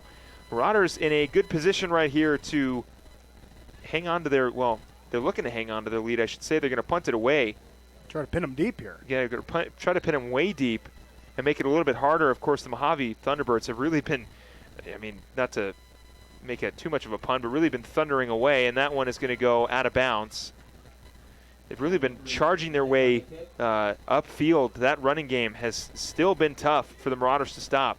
They had a great fumble recovery from Alvarez, but they're going to have a big stop here and hope that the Marauders can take over the ball offensively and maybe just run out the clock as much as possible and maybe score a touchdown. But 4 minutes, 52 seconds to go here in the fourth quarter. It's going to have to be the defense again. Yeah, you're right. And, Phil, to go back, I really did enjoy the pun. The thundering down the field is what they've been doing. I appreciate it. With Foster and Porter. I feel like I missed on the Meyer nickname, but that was a great punt by Rennick, because you don't want to kick it too far and give him a touchback. No. So he did the right play, because they are deeper than the 20. So that that was coached to him during that timeout. Resendez hands it off left side. That's Porter. Porter is going to get brought down, but not after a 5-yard gain. Yeah, that's what they're going to be going with. That's been their bread and butter, and we're going to see Porter and Foster on this drive. That's a guarantee.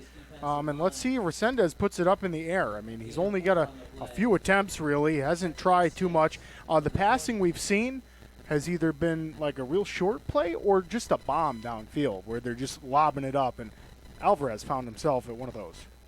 Want to quickly thank Paquito Loco, Gettle's High Desert Mechanical, and Oxendale Chrysler Dodge Jeep and Ram for sponsoring the 2019 season.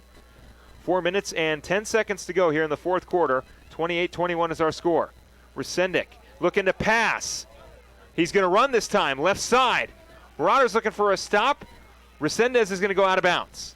Yeah, and that's a long way to go for no gain. And Resendez, that's a 25-yard sprint, and he didn't get any yardage on that. So he's going to drop back. You can see the replay here, and just nobody. So good job, Coach Shimani and those defensive backs out there, and they cut him off. Yeah, they did a great job there. The Marauders able to we've seen Resendez run a few times successfully, and now this time running out of bounds to just evade some pressure. But 3rd and 4 now on the 22nd, or the 22-yard line. You see Hoke in there kind of playing the role of quarterback on the defense. Resendez handing it off. Foster left side. He's got room to run, gets the first down, and is brought down.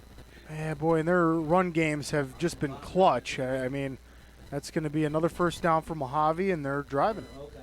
Yeah, they are pushing the ball up now. 3 minutes, 52 seconds to go here in the fourth quarter. We're taking a look at the replay. And we talked about it, Foster and Porter, when you give them a hole to run, they take advantage of it. The Marauders are going to have to get this big stop here. This is where they need to have that huge stop. Yeah, and you know Mojave's going to be running that maybe a counter or anything to try to get this. Foster left side. A lot of room. Breaks the tackle past the 40, gets the first down, and is brought down out of bounds. Yeah, that's just Foster is really showing his speed. Man, Phillip, he's fast. Yeah, he's he breaking really to is. the edge and getting upfield. When you think he's going out of bounds, all of a sudden he gets another 6 yards out of it. He's getting a lot of blocks, too, up front.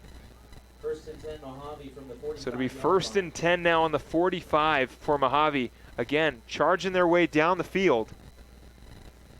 28-21, Marauders looking for that big stop. They got it last time.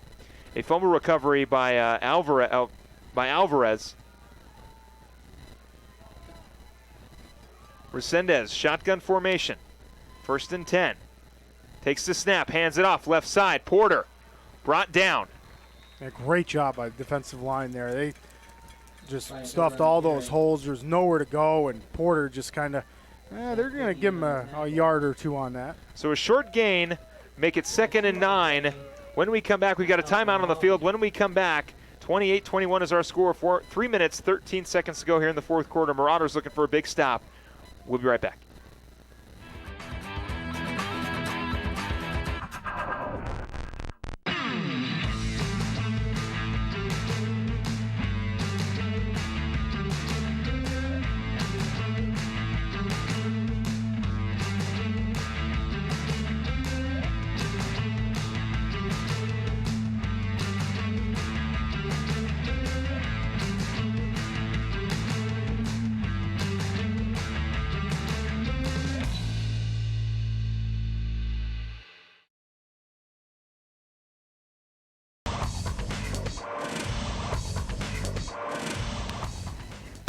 Welcome back here to Bright Field. 3 minutes, 13 seconds to go here. We had a timeout on the side of the Mohave Thunderbirds. They are charging their way up the field. 2nd and 8 now on the 47-yard line.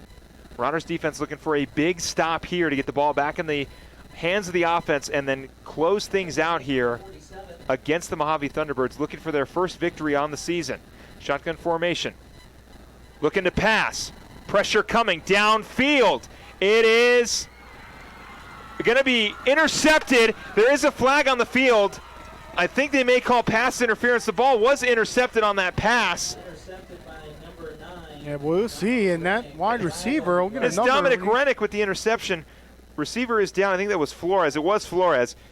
So we're taking a look at it. Resendez looking downfield for a big play from Flores, and it just underthrown a little bit, and it is intercepted by Rennick.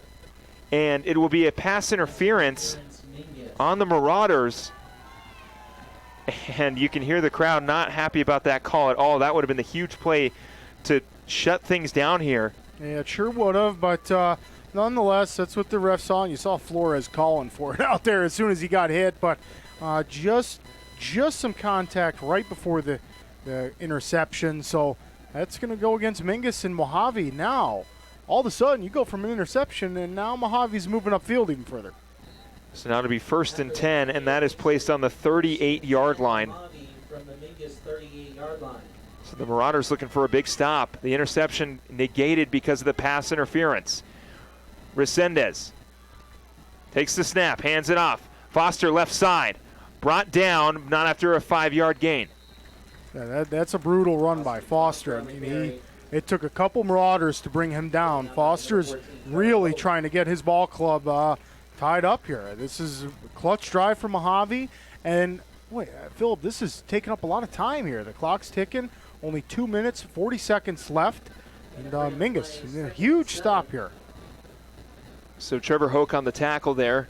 2nd and 7 now on the 35-yard line, 28-21. 2 minutes and 29 seconds to go here. Resendez hands it off. Porter, left side, brought down. Great tackle. And a great stop. That is number 23 for the Mingus Marauders. Yeah, it's going to be Alvarez. That's Alvarez, yeah. Alvarez all over it, and he's been all over it. And that's just a great job by the Mingus defense. Now it's going to be another third down, and this is what the Marauders got to do, hold them to these third and fourth downs. Well, this is right here. The Marauders going to have 2 big stops as the clock is still winding down, and 1 minute 58 seconds to go here in the fourth quarter. Marauders up by 7, 28-21. 32-yard line, 3rd and 2. Resendez, shotgun formation. Takes the snap, hands it off. Foster left side. He's got some room to run. First down, and the Marauders are able to shut him down after a small gain of about 5 yards. So it'll be first down for the Mohave Thunderbirds. Yeah, and that's just a great job by Foster. And we have a player down. Yeah, I think that looks like Foster again. It is Foster. Foster is down on the field again. 1 minute 41 seconds to go here in the fourth quarter. And Foster was down earlier, and it's definitely something you don't want to see. But we're going to hope that Foster can get back up to his feet and find his way back on the field. But only time will tell. We'll be right back when we come back on right here on KYBC and Verde Valley TV. Don't go anywhere.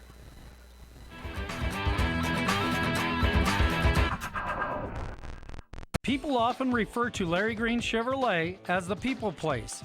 Keeping that reputation is a priority in the community and with every customer that comes through the door. Larry Green Chevrolet, we're better and we'll prove it. If you're in the market for a new or pre-owned car, truck, van, or SUV, you'll find our selection extensive and the sales team professional and courteous. Visit Larry Green Chevrolet just off Highway 260 next to Walmart or LarryGreenChevrolet.com.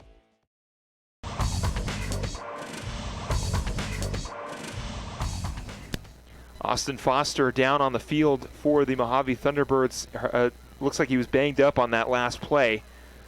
Still down on the field, getting worked out by the trainer. 1 minute 41 seconds to go. Fourth quarter here. Marauders hanging on to a 7-point lead. 1st and 10 after that run by Foster. He's making his way off the field. And we know he got hurt earlier, came back in, and had a huge interception.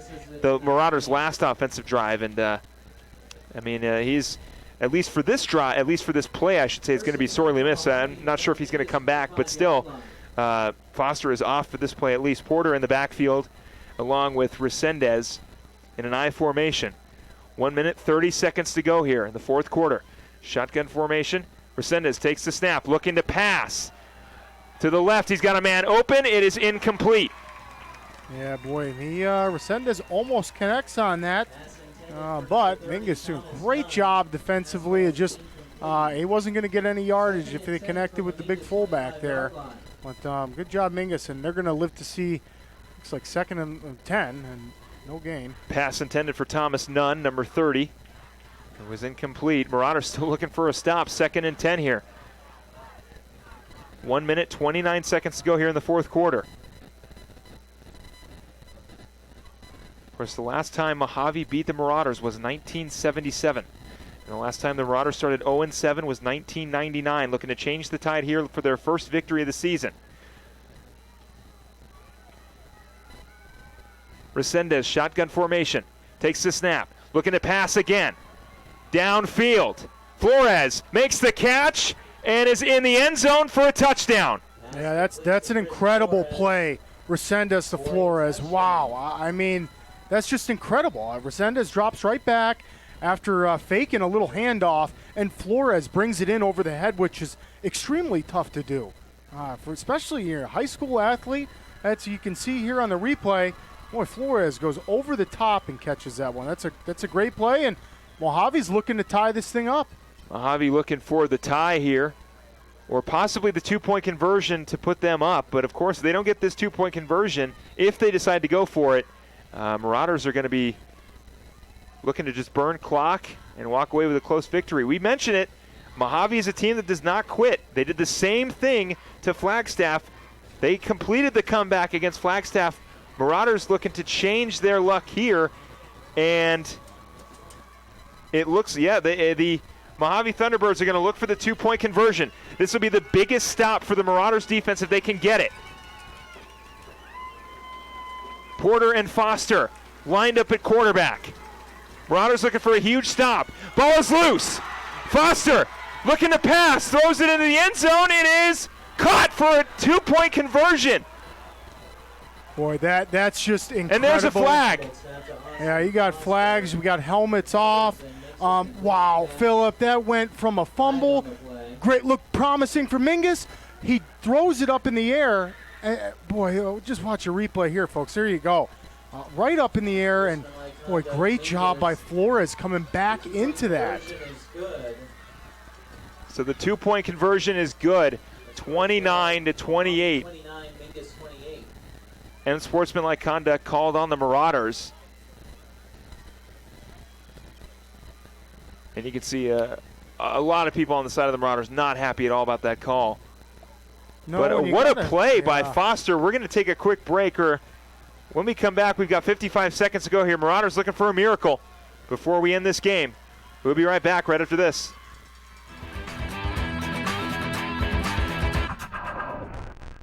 Since 1925, Tiffany Construction has worked with developers and local and federal government to build, expand, and improve infrastructure, roads, drainage systems, and subdivisions. From concept to completion, the Tiffany Construction team provides a full complement of construction services and state-of-the-art delivery methods customized to fit your needs and budget. They're Arizona's longest tenured family-owned and operated civil contractor and proudly serving the Verde Valley since 1991. Tiffany Construction, knowledge and experience to bring your project to reality.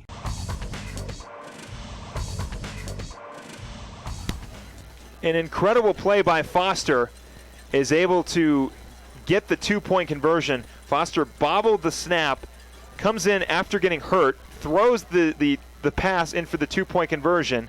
29-28 is our score. 55 seconds to go here. This would be the last shot for the Marauders to get the victory and get their first win on the season. Philip Catalfo alongside Nick Yatsenko. If you're wondering why the Mohave Thunderbirds are kicking from the 50-yard line, it's because we had a unsportsmanlike call on the Marauders.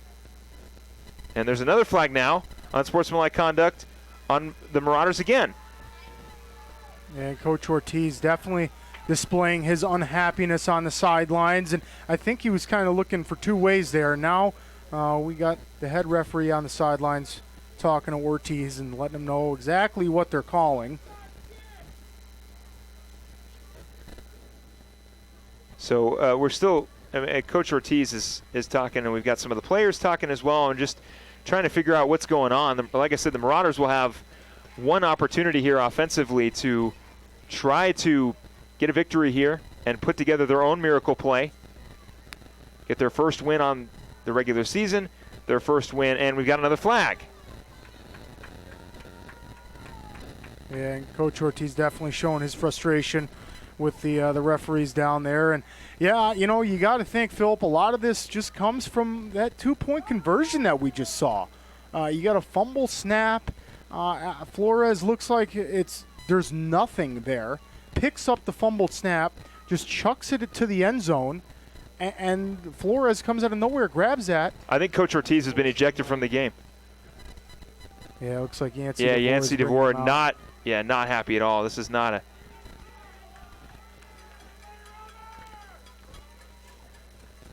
And he's got, I mean, the home stands are on his side. His players are all backing him up. He's just fired up about the calls that are being made right now. And, I mean, it's going to come with the territory. I mean, Mingus just had a lead the whole game almost, and all of a sudden, on a 2-point conversion that looks like it's going to be a terrible play for Mohave, ends up being the go-ahead play. And they take a 1-point lead. So you got to understand a little bit of Coach Ortiz's frustration. One of the players on the Marauders ended up taking the helmet off, and now, boy, we got a kickoff. Philip, I don't know that I've 20-yard line. Ever seen this. It's actually at the 15. Yeah, you're right. The 15-yard line is where we're going to have the kickoff. So I imagine this will be an onside kick. You think so? I'm hoping, because I'm trying to make it through the uprights, kick it off, to be honest. well, yeah. It puts you on the 25. Can you kick a field goal off of? Yeah, give it a shot. Kick it through the uprights. Just an incredible turn of events, and unfortunately, Mingus not on the leading side of that. 29-28 is our score. 55 seconds to go here. Ortiz will look to kick it off, and he will onside kick it, but it'll go to the back of the end zone for a touchback. So the Marauders will take over. Yeah, boy, and I'm not sure about kicking that ball out of the back of the end zone, because The ball's at the 15, but nonetheless, Mingus is going to get 5 more yards than where they started at the kickoff. They're going to start at the 20, and Mohave just kicked it off at the 15-yard line. So I'm not sure about the kickoff there. They might have just had the jitters, Philip. They're excited over there on the Mohave side. That was a huge go-ahead 2-point conversion. Marauders looking for some excitement on their end. Harrison shotgun formation, looking to pass, looking downfield. Harrison, pressure coming, wrapped up and brought down. Yeah, and boy, he's going to go nowhere on that. Mohave just kind of stood him up, and Harrison's just trying to make something of it. So the Marauders are going to have to hustle back to the line. Harrison now will go under center. He'll go back to the shotgun formation. Wide receivers on the left and the right. Meyer in the backfield. Harrison looking to pass. Short pass, it is incomplete. Yeah, and at least the clock will stop. And it's going to stop with 29 seconds left, but the Marauders are still pinned at, they gave him a loss on that, on Harrison's run. So they're at the the 19-yard line with 29 seconds left. It's, going to need a miracle here. And that's exactly what Mohave just did on that 2-point conversion. Shotgun formation for Harrison. 2 on the right, 2 on the left. Takes the snap. Harrison looking. Pressure coming. Rolling out right. He's going to flip it. Jimenez with the catch. He'll go out of bounds. So a 6-yard gain. We've now got 22 seconds in the fourth quarter. The pass completed to Jimenez. It'll be a complete for about 6 yards. Or a gain of 3, excuse me. 4th and 8 now for the Marauders. This is where they're going to have to come up as clutch as possible for the offense. Shotgun formation, Harrison. 3 wide receivers right, 1 on the left. Takes the snap. Looking. Brought down, and that's going to do it. Yeah, you definitely got some frustration showing there. Mohave, everyone's got to kind of be careful. Everyone's getting excited, but Mingus, that's going to be a turnover, so Mohave will probably take a knee. And, a lot of disbelief on the Marauders sidelines. But, hey, that's what happens when you gamble and go for that 2-point conversion. We see it a lot in high school football and a lot in college football. Teams are going to gamble like that at the end of games. And, hey, you got to give Mohave kudos. That's exactly what they did. They tied it up. Well, they didn't tie it up. They got the touchdown and instead go for the extra point and tie it. They chose to go for 2, and the gamble paid off. And that, unfortunately, happens a lot in high school, a lot in college, and I'd like to see it more in the NFL, but they typically play it real safe there. The Marauders will start the season 0-7, first time since 1999. And the Mohave Thunderbirds will get their first victories. We've got a flag on the field. We'll have a false start. Too many men there. Too many men, yes, excuse me. Thunderbird running off the field. The first victory in program history for the Mohave Thunderbirds against the Mingus Marauders since 1977 on homecoming. A miracle in Mingus for the Mohave Thunderbirds. 29-28, they will walk away with another victory. And the 2 comeback wins for the Mohave Thunderbirds against Flagstaff, and now tonight against Mingus. The Marauders will head into a bye week. Of course, as we mentioned, you can join Nick and I in Sedona next week on Verde Valley TV. We'll be broadcasting the Sedona High School game, which will be a lot of fun. And then we'll be right back here for the Bradshaw game in Prescott Valley. And the Marauders will look to bounce back against Prescott. They've got 3 more games left on the schedule. Bradshaw, Flagstaff, and then they'll finish the season off against Prescott. And, the Marauders will have to bounce back there. 29-28 is our final score here. Still looking for that first win. It's not going to come now, and you don't like to see the game get as heated as it did. Unfortunately, Mingus and Mohave have some good, real competitive games against each other, and nothing like tonight. Tonight comes down to an extra point. Mohave decided to go for the win, and they got it.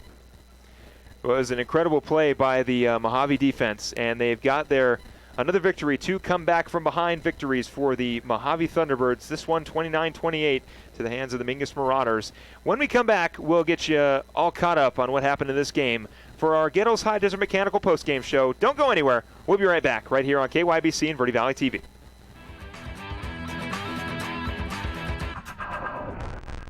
Since 1925, Tiffany Construction has worked with developers and local and federal government to build, expand, and improve infrastructure, roads, drainage systems, and subdivisions. From concept to completion, the Tiffany Construction team provides a full complement of construction services and state-of-the-art delivery methods customized to fit your needs and budget. They're Arizona's longest tenured family-owned and operated civil contractor and proudly serving the Verde Valley since 1991. Tiffany Construction, knowledge and experience to bring your project to reality. All Price Insurance on Main Street in Cottonwood is your local insurance provider for personal and commercial insurance.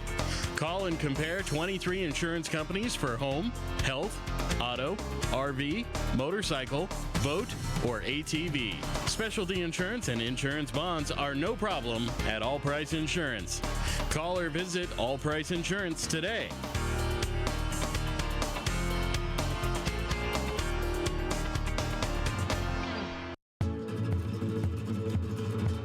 Hi, my name's Crazy Tony. The reason I'm here today is to let you know what Poquito Loco is all about. Unlike the rest of the Mexican food restaurants in that area, our main focus is tacos. From street tacos to cheap tacos and everything in between. So come on down to Poquito Loco for some crazy good tacos, the newest place in Old Town. And also we are honored to offer 10% of our profits to the Old Town Mission to help less fortunate. Have a great day and be safe. People always ask us, what makes us different from other car dealers? Being different is a simple idea. We believe that everyone deserves to drive a nicer, newer car. That belief drives the entire team at Oxendale Chrysler Jeep Dodge Ram to try harder and work smarter. We're dedicated to helping you find or fix the perfect car for your life and budget. Whatever it is keeping you from driving the car you want, we'll guarantee to do our best to help you. We're Oxendale Chrysler Dodge Jeep Ram, and we are a dealer for you. Visit our showroom in Cottonwood or see all the deals at mattsays.yes.com.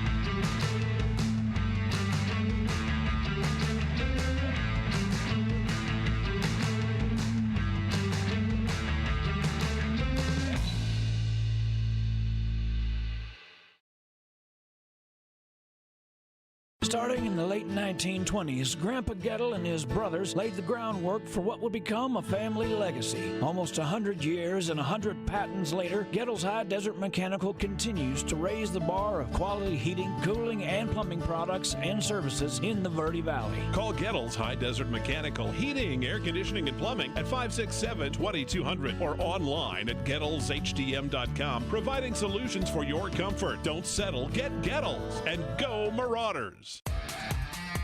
Welcome to the Postgame Report, brought to you by Gettle's High Desert Mechanical Heating, AC, and Plumbing Specialist, online at GettlesHDM.com.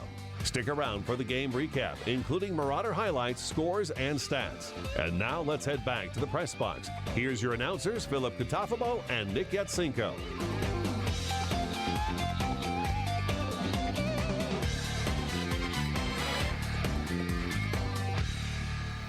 Want to welcome you back inside the press box for the Gettles High Desert Mechanical postgame show. Phil Katafamo alongside Nick Yatsenko.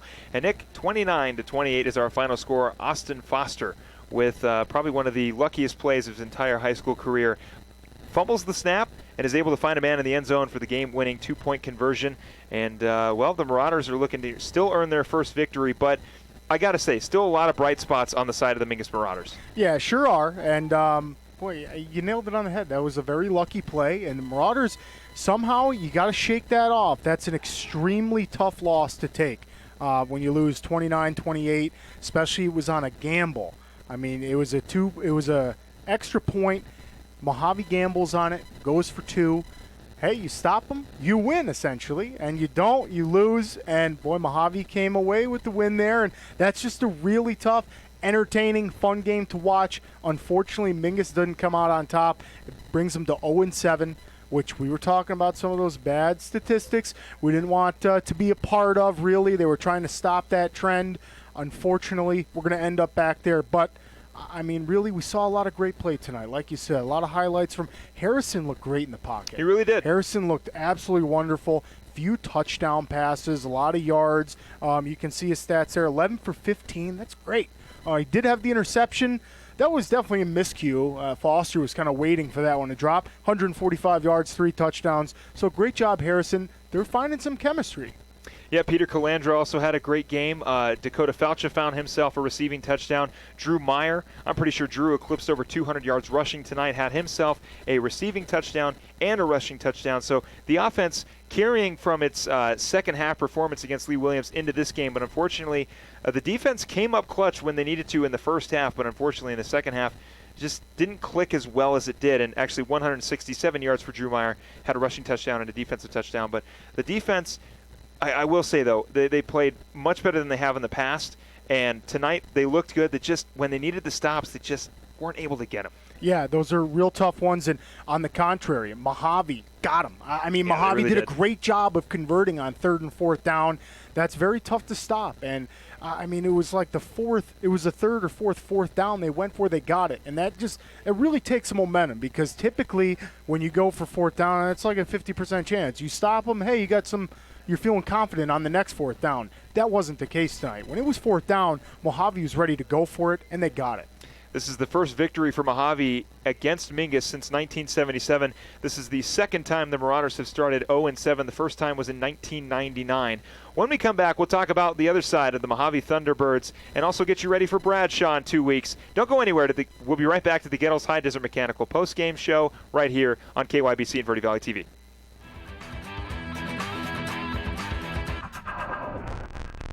I'm Chris. And I'm Tandy, owners of Taylor Waste. We're the last local garbage company homegrown in the Verde Valley. And we want to be your first choice for residential and small business garbage service. Get a free month service when you make the switch to Taylor Waste. And enjoy monthly service as low as $14 per month. Visit TaylorWaste.com for more information. Or to start service, call Taylor Waste at 649-2662. Taylor Waste, service tailored to your needs. People often refer to Larry Green Chevrolet as the people place.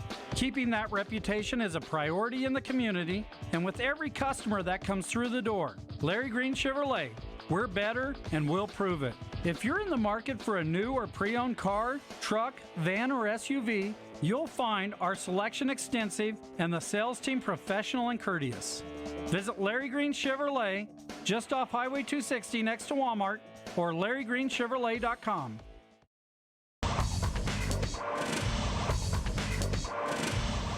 Welcome back inside the broadcast booth for the Gettles High Desert Mechanical post-game show. Philip Katafma alongside Nick Yatsenko here on KYBC and Verde Valley TV. We took a look at the Mingus stats. Let's take a look at the winners of tonight's game, the Mohave Thunderbirds. They had a great running games combined with Foster and Porter on both sides. They lined them up at quarterback. They ran a little wildcat. You can see Foster's stats right there, 155 yards and a touchdown. He also had a 2-point conversion. That was a passing 2-point conversion that really sealed the game for the Mohave Thunderbirds. Sure. This is their second comeback from behind victory. They got a comeback from behind victory last week against the Flagstaff Eagles, and this time beating the Mingus Marauders 29-28. Yeah, and they did it with a minute left. A lot of kudos go to them, and you can see Porter, 21 carries, 104 yards. It's a lot of carries. Yeah, 2 touchdowns. A high school athlete, that's a lot of carries, couple touchdowns. Yeah, that's great stats. And Porter had himself a great night. And like you said, Foster with that play at the end. That's a gamble we're talking about. It happens, and that's it's just exciting. Makes for an entertaining game. A lot of emotions we saw tonight, a few flags getting thrown, but hey, that's going to happen. It's homecoming. It was an exhilarating game out there. Kind of went back and forth. Mingus did have the lead most of the game, which is nice, and that's got to be a confident side. But unfortunately, right now, it's just too fresh. You don't really look at that bright spot, but we will up in the box because we did have that lead for a lot of the game, and that's what Mingus is going to have to go back and build on. It'll be a bye week next week for the Marauders, but the week after we'll turn our focus to Prescott Valley to take on the Bradshaw Mountain Bears. You can tune in next week for a special presentation of the Sedona High School football game. We'll be there. Hopefully you'll join us as well on Verde Valley TV. If not, we will see you against Bradshaw in 2 weeks right here on KYBC and Verde Valley TV. For everybody here at Verde Valley TV, for my partner Nick Yatsenko, I'm Philip Katafma, our producer Ryan Nichols, wishing you a great rest of your night, and we'll see you in 2 weeks. This has been the post-game report brought to you by Gettles High Desert Mechanical Heating, AC, and Plumbing Specialist online at GettlesHDM.com. We'll return next week for exciting Mingus Marauder football action on KYBC 96.3 FM, online at myradioplace.com, or Verde Valley TV Sparklight Channel 1056, Sudden Link Channel 2.